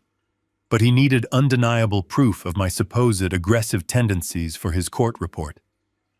He decided to introduce a physical element to the psychological torture. He reached down and grabbed the mahogany walking cane resting against my leg. He did not ask for permission. He yanked it forcefully from my grasp. The sudden movement pulled my arm forward sharply. He held the cane up to the light, examining the heavy brass handle. He told me that a man in my deteriorating condition had absolutely no business carrying a heavy wooden club. He stated that it was a dangerous weapon, and he was officially confiscating it for the safety of the household. My heart stopped completely. The hollow chamber inside that wood held the stolen toxic sedatives. It held the only physical evidence that could save my wife and send my son to prison. If Weber walked out of the house with that cane, the legal siege would become permanent, and my entire counterattack would disintegrate. The panic that flared in my chest was absolutely genuine. I reached out for the cane with shaking hands. Weber pulled it back just out of my reach, smiling a cold, cruel smile. He asked me if I was going to hit him. He challenged me to take it back by force. Colin shifted his weight, stepping closer, ready to tackle me to the floor. The trap was balanced on a razor edge. I had to retrieve the cane without displaying a single shred of aggressive competence. I fell to my knees on the thick living room carpet. I did not lunge at the doctor. I collapsed at his feet. I wrapped my arms around my own chest and began to rock back and forth, wailing with a high-pitched, terrifying pitch. I begged him not to take my walking stick. I mumbled a frantic, incoherent story about how the cane was the only thing holding my legs together. I told him the wood was magic, and without it my bones would turn to dust. I degraded myself completely. I abandoned all logic and embraced the persona of a profoundly, severely demented man, terrified by a non-existent threat. I pawed at his pant leg, weeping uncontrollably, begging for the wooden stick, like a starving dog begging for a scrap of meat. The display of utter, pathetic desperation was too much even for the corrupt psychiatrist. He looked down at me with genuine revulsion. He had expected a proud, angry old man. He had expected a physical fight he could document as dangerous paranoia. Instead, he found a weeping, shattered shell of a human being rolling on the carpet. The threat level dropped to absolute zero. He tossed the mahogany cane onto the floor next to me with a loud thud. He told Colin that I was entirely pathetic. He stated that I was completely incapable of independent thought, let alone coordinated violence. Weber opened his black leather notebook and began writing his final assessment. He documented that Henry was suffering from end-stage cognitive failure marked by severe emotional volatility and complete detachment from reality. He signed his name at the bottom of the page, pressing the pen down hard. Colin let out a long breath of relief. The required legal documentation was complete. The ex parte guardianship petition was now fully supported by a licensed medical professional. They had won the battle. I stayed on the floor, clutching the mahogany cane to my chest, crying fake tears into the carpet, while securing the poison tightly against my heart. I had survived the interrogation, and the countdown to their total destruction was finally entering its final phase. The execution of the snare was swift and suffocating. I remained on the thick living room carpet, clutching my mahogany cane. Colin reached down and grabbed me by the collar of my shirt. He hauled me to my feet with a rough, careless motion. My joints ached, but I maintained my posture of complete physical ruin. I let my head hang low, staring at the polished tips of my expensive leather shoes. Dr. Weber closed his black leather notebook with a sharp snapping sound. He gave Colin a brief silent nod, confirming that the legal execution was officially sanctioned. The psychiatrist picked up his briefcase and walked toward the front door without saying a single word to me. He had secured his exorbitant fee and wanted no part of the messy aftermath. The heavy wooden door clicked shut behind him. The medical evaluation was over, but the financial slaughter was just beginning. Rachel walked out of the kitchen and entered the living room carrying a polished silver tray. The wealthy guests who had finished their decadent desserts began to wander back into the living area, holding crystal glasses of port wine and expensive cognac. They gathered around the perimeter of the room, forming a silent, captive audience for the final act of Rachel's theatrical masterpiece. She placed the silver tray on the low-glass coffee table directly in front of my leather armchair. Resting on the polished metal was a thick stack of legal documents printed on heavy white bond paper.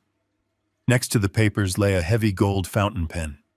It was the exact pen I had received from the mayor after completing the downtown suspension bridge project 2 decades ago. Rachel was using my own ceremonial instrument to sign my death warrant.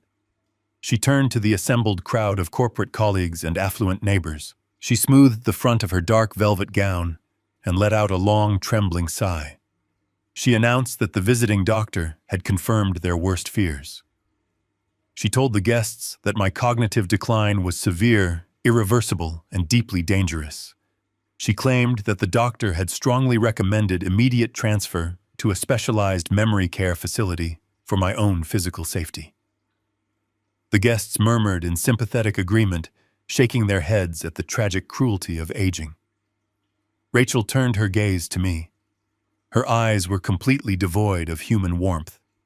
They were the cold, calculating eyes of a diamond merchant evaluating a flawless stone. She picked up the thick stack of papers and knelt gracefully beside my armchair. She spoke to me in a loud, slow voice as if she were addressing a toddler or a person who did not understand the English language. She told me that these documents were simply medical insurance forms and facility admission papers. She claimed they were necessary to ensure I received the best possible care in a comfortable, secure environment. She explicitly stated in front of 30 witnesses that the papers had absolutely nothing to do with my finances or my property. It was the most audacious, magnificent lie I had ever heard. I looked down at the documents resting on her knees. My vision was perfectly clear. My mind was razor sharp. I have spent my entire life reading complex architectural blueprints and dense municipal contracts. I did not need to read the fine print to understand what she was holding. The first page was not an insurance form. It was a comprehensive, irrevocable asset relinquishment agreement. The bold legal text at the top of the page explicitly transferred sole ownership of the estate, the liquid capital, and the entire physical contents of the house directly to Colin. The second page was a complete surrender of my medical proxy granting Rachel absolute authority to approve or deny any life-saving treatments for both me and Martha. They were not just stealing my wealth. They were establishing total dictatorial control over our physical bodies. They wanted the legal right to pull the plug the exact second we became inconvenient. Rachel picked up the heavy gold fountain pen and removed the cap. She pressed the cold metal barrel into my trembling right hand. She pointed a perfectly manicured fingernail at the blank signature line at the bottom of the first page. She ordered me to sign my name. The tension in the room was absolute. The wealthy guests watched in reverent silence, believing they were witnessing a heartbreaking moment of familial sacrifice. Colin stepped closer, standing directly over my shoulder. His physical presence was a heavy, suffocating threat. I knew exactly what was happening. Rachel and Colin were too greedy to wait for the judge to finalize the emergency guardianship order tomorrow morning. They wanted my signature on a voluntary asset transfer tonight. They believed that having my signature witnessed by 30 respectable members of society would make the theft completely bulletproof against any future legal scrutiny. They did not know that they were walking blindly into a lethal trap. They did not know that 3 days ago I had legally signed over my absolute proxy and all trust controls to Vance Crawford.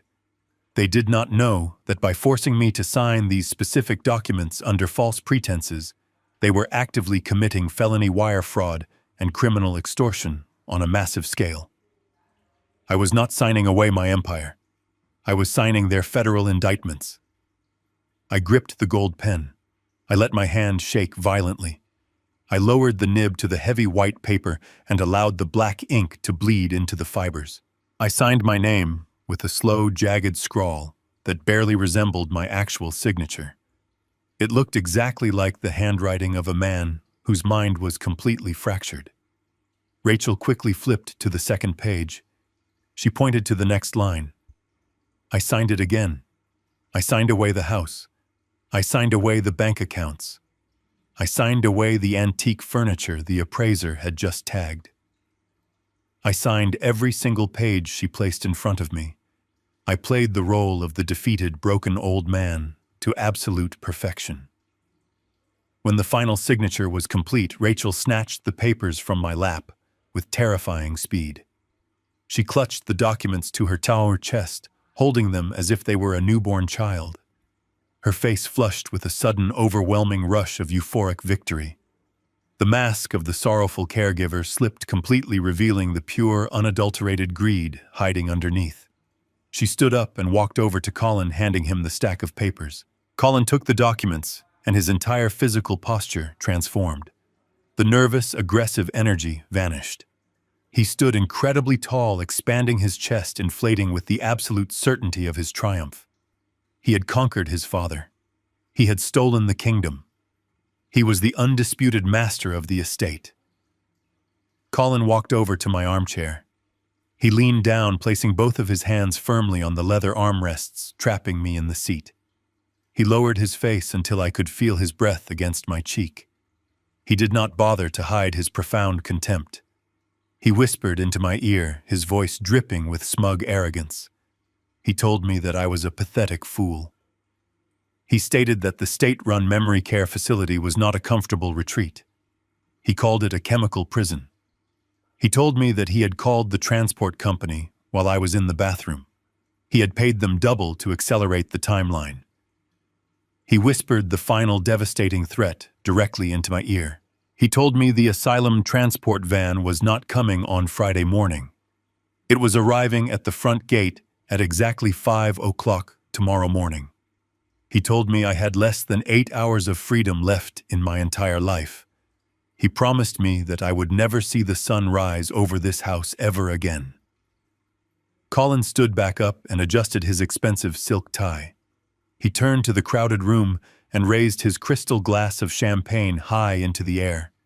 Rachel walked to his side, raising her own glass, the stolen emeralds glittering brilliantly against her throat.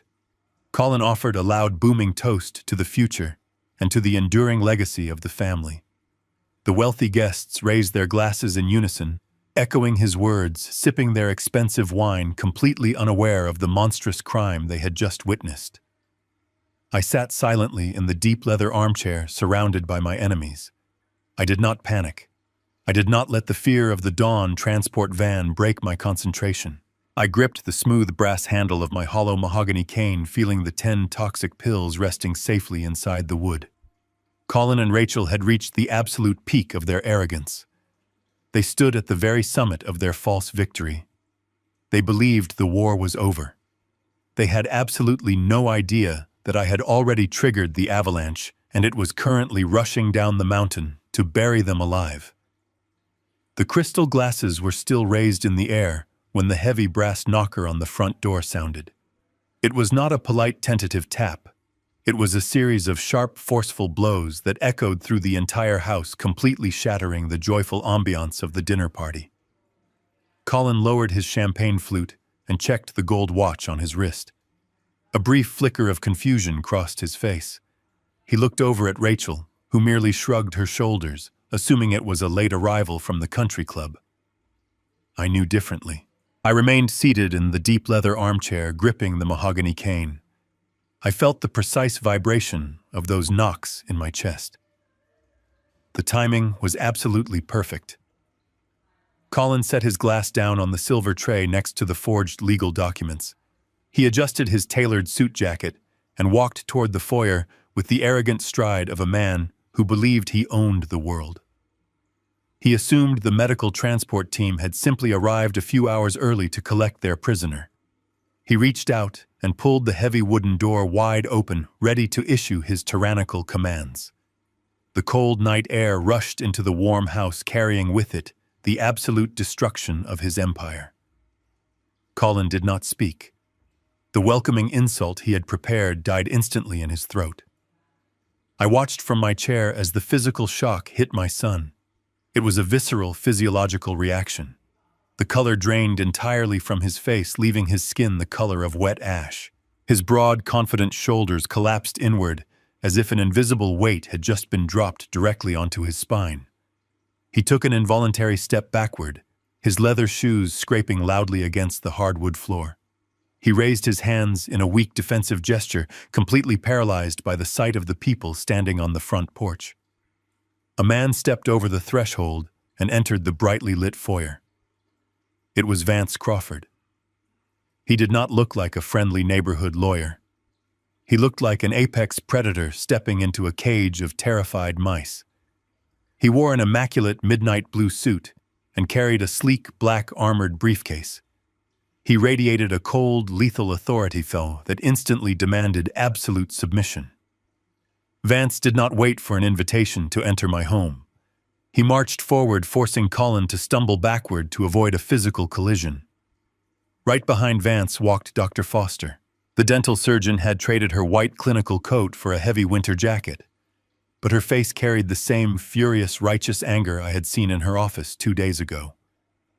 She stepped into the foyer and locked her eyes directly on Colin, glaring at him with pure, unadulterated disgust.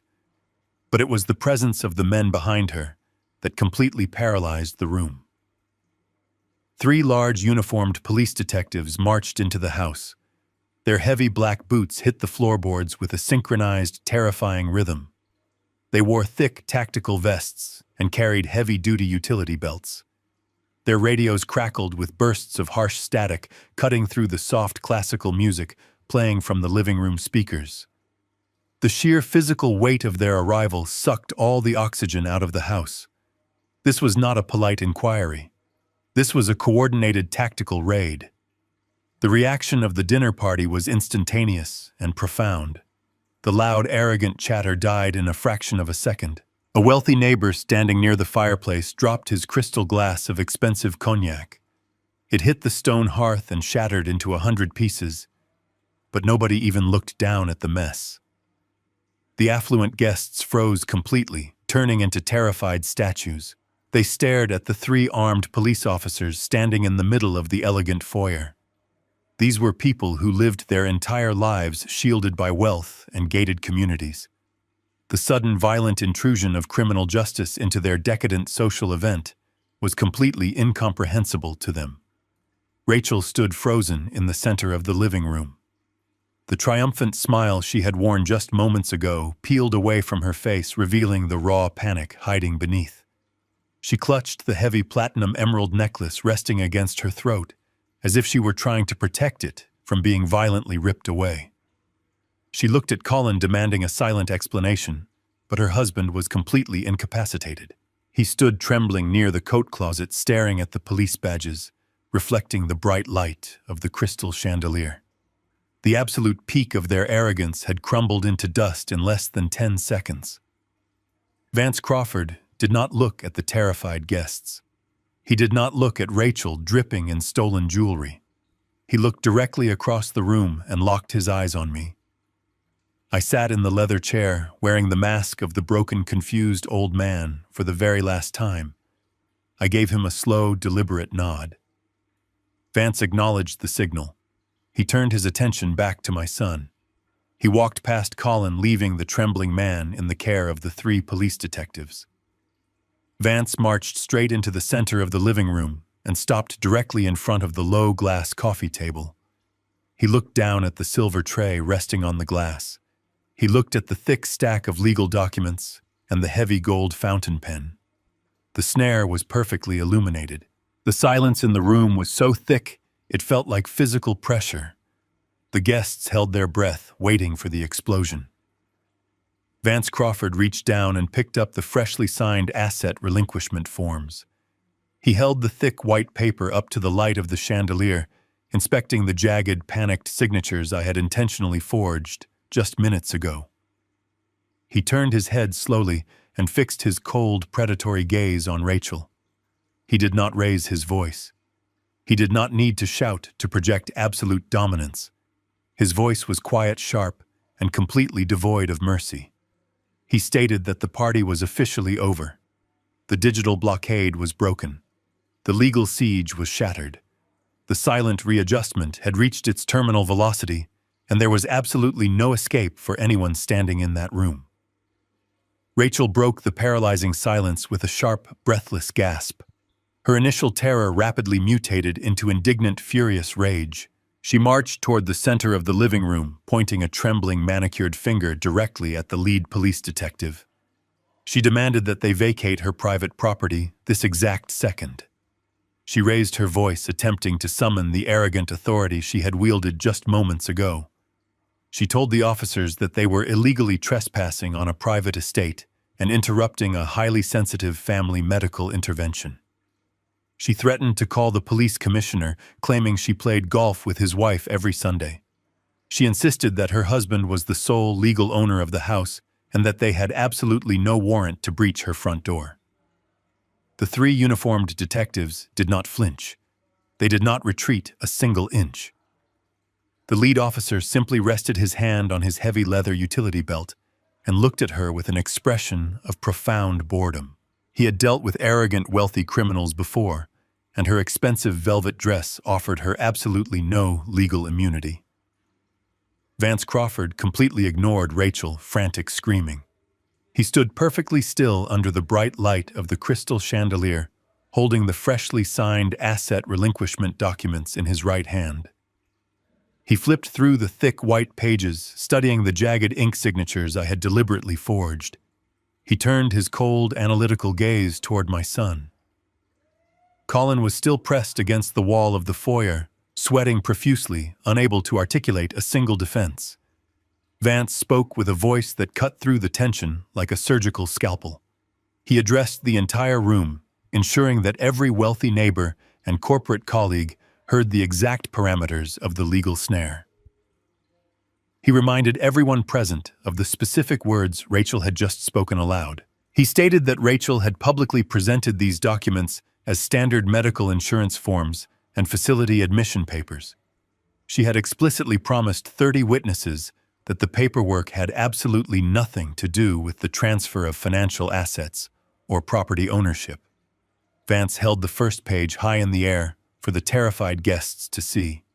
He announced that the document was in fact an irrevocable asset relinquishment agreement engineered to strip a 72-year-old man of his entire life savings. The affluent guests gasped, backing away from the silver tray and the coffee table as if the furniture had suddenly caught fire. The wealthy neighbors who had just praised Rachel for her bravery now stared at her with absolute revulsion. Vance lowered the papers and delivered the first devastating blow to their legal defense. He informed Colin that the signatures on the documents were completely legally void. He explained that precisely 3 days ago I had visited a secure downtown office and signed a comprehensive legal proxy transferring absolute control of my entire estate and all blind trusts directly to Vance's corporate litigation firm. I had possessed absolutely no legal capacity to sign away my house tonight. The documents were nothing more than worthless paper stained with ink. Rachel let out a harsh, desperate laugh. She crossed her arms over her chest, clutching the stolen emerald necklace. She told Vance that if the documents were void, then no crime had been committed. She claimed it was merely a misunderstanding about the nature of the paperwork. She smiled a sickening, confident smile, believing she had found a technical loophole to escape the trap. Vance looked at her with eyes completely devoid of mercy. He informed her that the crime was not the successful transfer of the assets. The crime was the deliberate, orchestrated attempt to steal them through coercion and deception. Vance gestured toward the 3 police detectives standing in the foyer. He announced that the entire dinner party, the psychological interrogation, and the coerced signing of the documents had been recorded on tape. He revealed that the private catering company Colin had hired for the lavish event was actually a specialized undercover team employed by Vance's own forensic investigation firm. The waiters carrying the silver trays of roasted meats and expensive champagne were licensed private investigators. They wore microscopic high-definition cameras pinned to their crisp white uniforms. Every single abusive word Rachel had spoken to me, every manipulative lie she had told the guests, and every threat Colin had whispered into my ear had been live-streamed directly to the police department on a secure encrypted channel. The investigators had captured Rachel explicitly lying about the nature of the legal documents and forcing me to sign them under extreme psychological duress. The legal trap snapped completely shut, breaking the spine of their arrogance. Vance Crawford listed the specific charges with terrifying mechanical precision. He stated that by presenting fraudulent documents across state financial lines, they had committed massive federal wire fraud. By threatening to lock me in a chemical psychiatric prison unless I complied with their demands, they had committed criminal extortion. By publicly stripping an elderly man of his autonomy and attempting to steal his estate, they had committed felony elder abuse of the highest order. He told Rachel that her actions were not a simple misunderstanding.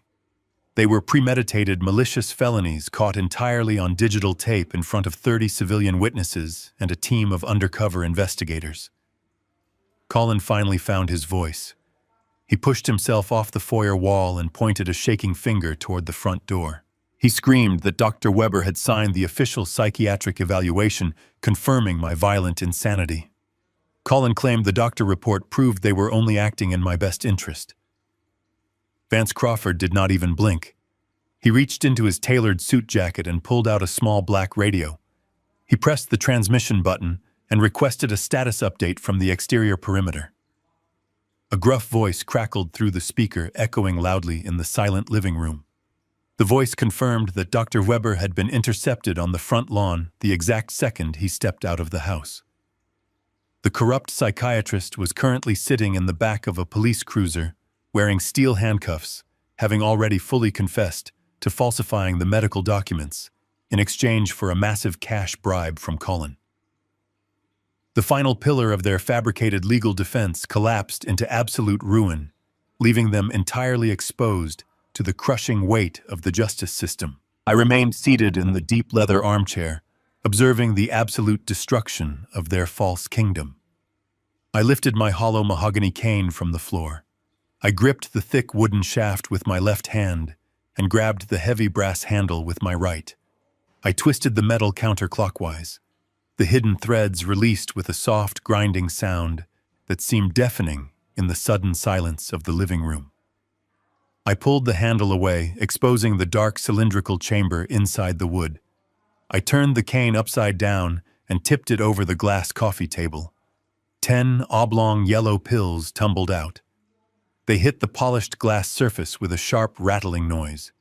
The affluent guests stared at the pills in total confusion. Colin stared at them with absolute paralyzing terror. He recognized the heavy sedatives immediately. He realized that his perfectly engineered chemical weapon had been compromised directly under his own roof. Dr. Foster stepped forward, pushing past the lead police detective. She reached into her heavy winter jacket and pulled out a folded white laboratory document. She dropped the official hospital toxicology report right next to the yellow pills on the glass table. She did not speak to Colin or Rachel. She addressed the police detectives and the entire room of wealthy witnesses holding nothing back. She stated that I had secretly delivered a sample of those exact pills to her clinic just hours ago through a trusted courier.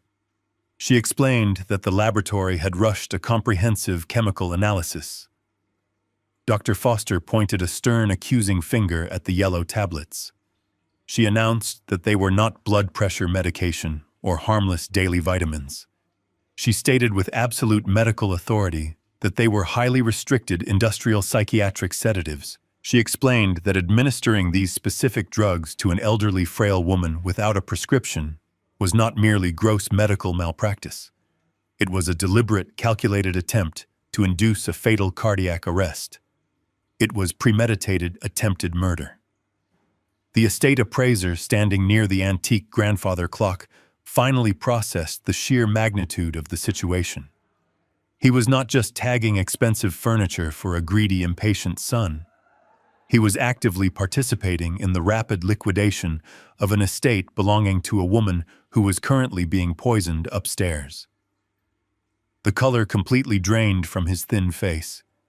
He dropped his digital tablet in sheer panic. The expensive device hit the hardwood floor, and the glass screen shattered instantly, sending tiny shards scattering across the rug. He did not bother to pick it up. He did not ask Colin for his professional appraisal fee.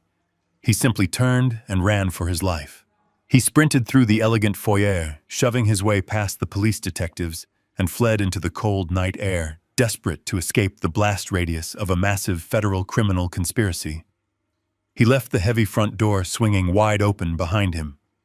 The lead police detective did not care about the fleeing appraiser. He focused entirely on the physical evidence of attempted murder resting on the coffee table. He unclipped the heavy metal handcuffs from his utility belt, letting them rattle loudly. He looked at Colin and Rachel, but he did not move toward them first. He turned his attention to the hallway leading to the utility corridor. He barked a loud, authoritative command, ordering the private medical contractor to step into the living room immediately, with her hands visible.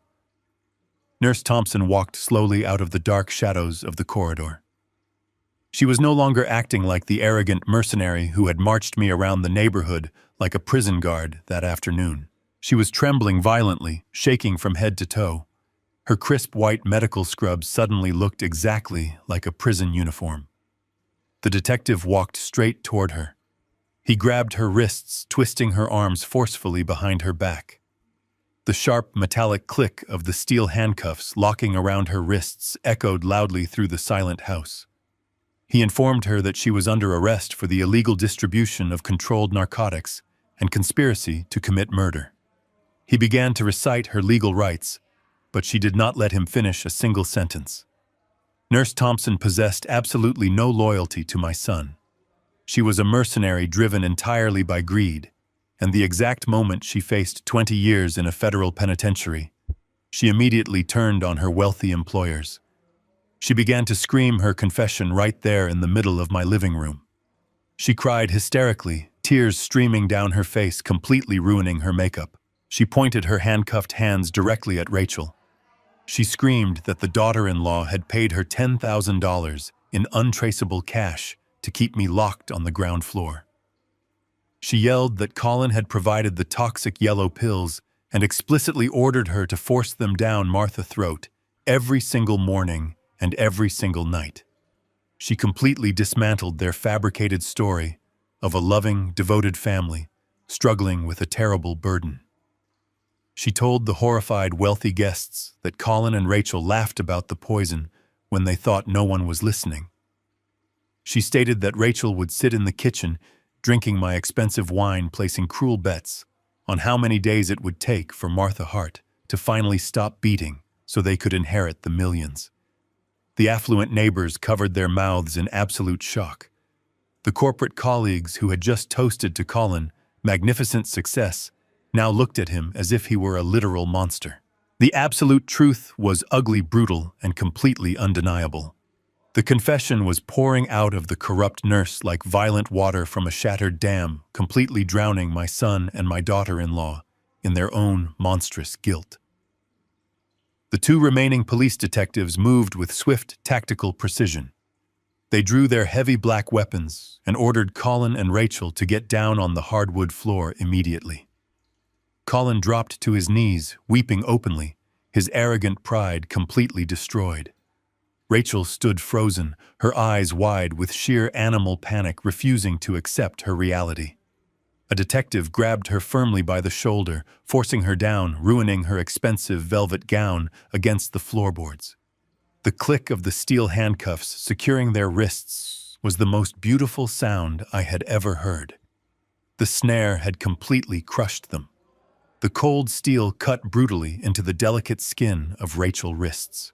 The sharp metallic ratcheting sound of the handcuffs locking into place echoed through the living room, severing her connection to the wealthy elite world she had tried to conquer. The lead detective gripped her by the arms and hauled her violently to her feet. The dark velvet of her expensive evening gown twisted awkwardly around her legs, making her stumble. She struggled against the firm grip of the officers, her designer high heels scraping desperately against the polished hardwood floor. Another detective approached her and reached for the heavy platinum emerald necklace resting against her throat. He unclasped the stolen jewelry with clinical efficiency, stating that it was officially being confiscated as stolen property and evidence of financial exploitation. Rachel let out a guttural cry of absolute agony as the heavy emeralds were lifted away from her skin and placed onto the glass coffee table next to the toxic yellow pills. She was completely stripped of her stolen armor. Colin did not fight the officers. My son remained on his knees in the center of the living room, his tailored charcoal suit wrinkled and ruined. He was weeping openly, his chest heaving with loud, pathetic sobs. He did not look like a corporate executive or the master of a massive estate. He looked exactly like a terrified child who had just realized the absolute magnitude of his own monstrous behavior. The wealthy guests who had praised him just 30 minutes ago were now frantically grabbing their coats from the foyer closet, fleeing the house to avoid being associated with a massive federal criminal investigation. The grand illusion of their high society life was dissolving into thin air, leaving nothing behind but the ugly, terrifying reality of a prison sentence. Rachel realized that the police were not going to listen to her arrogant threats. She stopped struggling against the detectives and turned her desperate, panicked eyes toward me. She did not apologize for poisoning my wife. She did not ask for forgiveness for the psychological torture she had inflicted upon me. Her sociopathy was so deeply ingrained that she could only grieve for her own material losses. She begged me to call off the lawyers. She promised that she would move out of the house immediately and never ask for another dollar if I just let her keep the luxury cars and her country club membership. She wept and pleaded for her affluent lifestyle, claiming that she would absolutely die in a concrete prison cell. She told me I was a good man, a forgiving man, and that destroying her life would not bring me any peace. I sat in the deep leather armchair, listening to her pathetic, desperate bargaining. I looked at my son, who was still staring at the floor, too cowardly to even meet my gaze. The time for deception was completely over. I released my grip on the hollow mahogany cane and let it fall to the carpet. I placed my hands on the leather armrests and pushed myself upward. I did not lean forward. I did not let my hands shake. I straightened my spine, locking my knees and pulling my shoulders back. I stood incredibly tall, towering over the two of them. The frail, broken old man they had tortured for months vanished entirely, leaving only the hardened civil engineer who had spent 40 years commanding armies of men and building structures designed to withstand massive destructive forces. I looked down at Rachel, and delivered my final absolute verdict. I told her I was not a forgiving man. I told her I was an architect of consequences. I explained that they had engineered a bridge built entirely on greed abuse and attempted murder, and now they were going to be crushed under the weight of their own collapsing structure. I promised them that Vance Crawford would legally liquidate every single asset they had ever touched. I told Rachel that her designer clothes, her luxury cars, and her hidden bank accounts would be seized to pay for the private medical care my wife now required. I looked at Colin and spoke with a voice completely devoid of any paternal affection. I told him that I had spent my entire life trying to build a legacy for him, but he had chosen to burn it to the ground. I told him that he was no longer my son. I promised them both that they would spend the next 3 decades in a federal penitentiary and that I would never visit them or accept their phone calls. I condemned them to total, absolute erasure from my life. The lead detective gave me a respectful nod and ordered his men to move the prisoners. They dragged Colin and Rachel toward the foyer. Rachel began to scream hysterically, thrashing against the officers as they forced her through the heavy wooden front door. Colin walked with his head hanging down, defeated and entirely broken. I stood in the center of my living room and watched them disappear into the cold night. The flashing red and blue lights of the police cruisers illuminated the manicured front lawn, casting long, frantic shadows across the walls of my home. I listened to the heavy car doors slam shut. I watched the police vehicles back out of my driveway and accelerate down the affluent street, carrying the poison completely away from my family. Vance Crawford picked up his armored briefcase and the silver tray holding the forged legal documents. He told me his legal team would be at the courthouse at dawn to permanently dissolve the fraudulent power of attorney and secure the estate. He shook my hand with a firm, steady grip and walked out the front door, closing it quietly behind him. The house was suddenly profoundly silent. It was not the suffocating, terrifying silence of a domestic prison. It was the deep, peaceful silence of a structure that had finally been stabilized. I turned away from the empty foyer and walked toward the main staircase. I did not shuffle my feet. Every step I took on the wooden boards was firm and deliberate. I climbed the stairs and walked down the hallway to the master bedroom. The heavy brass padlock was still hanging from the outside latch. I reached into my pocket, pulled out the key I had hidden days ago, and unlocked the door. The heavy metal chain fell away. I opened the door and stepped into the dark, quiet room.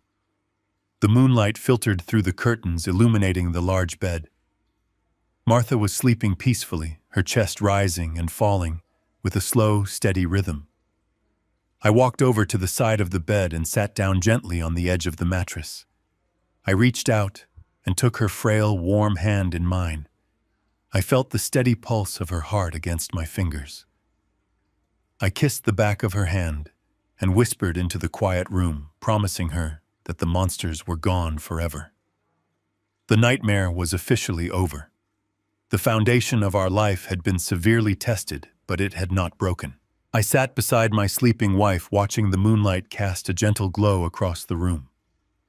I had successfully executed the silent readjustment, and I had finally reclaimed my home. The most profound lesson I learned from this terrifying ordeal is that shared blood does not automatically grant someone the title of family. True family is forged in mutual respect, unwavering loyalty, and the fierce protection of the people we cherish. Society often mistakes the silence of the elderly for weakness, assuming that advanced age erases our capacity to fight back. But accumulated wisdom and calculated patience are the most devastating weapons of all. When toxic people mistake your quiet endurance for vulnerability, you must not hesitate to completely dismantle the bridges you built for them to reclaim your absolute peace.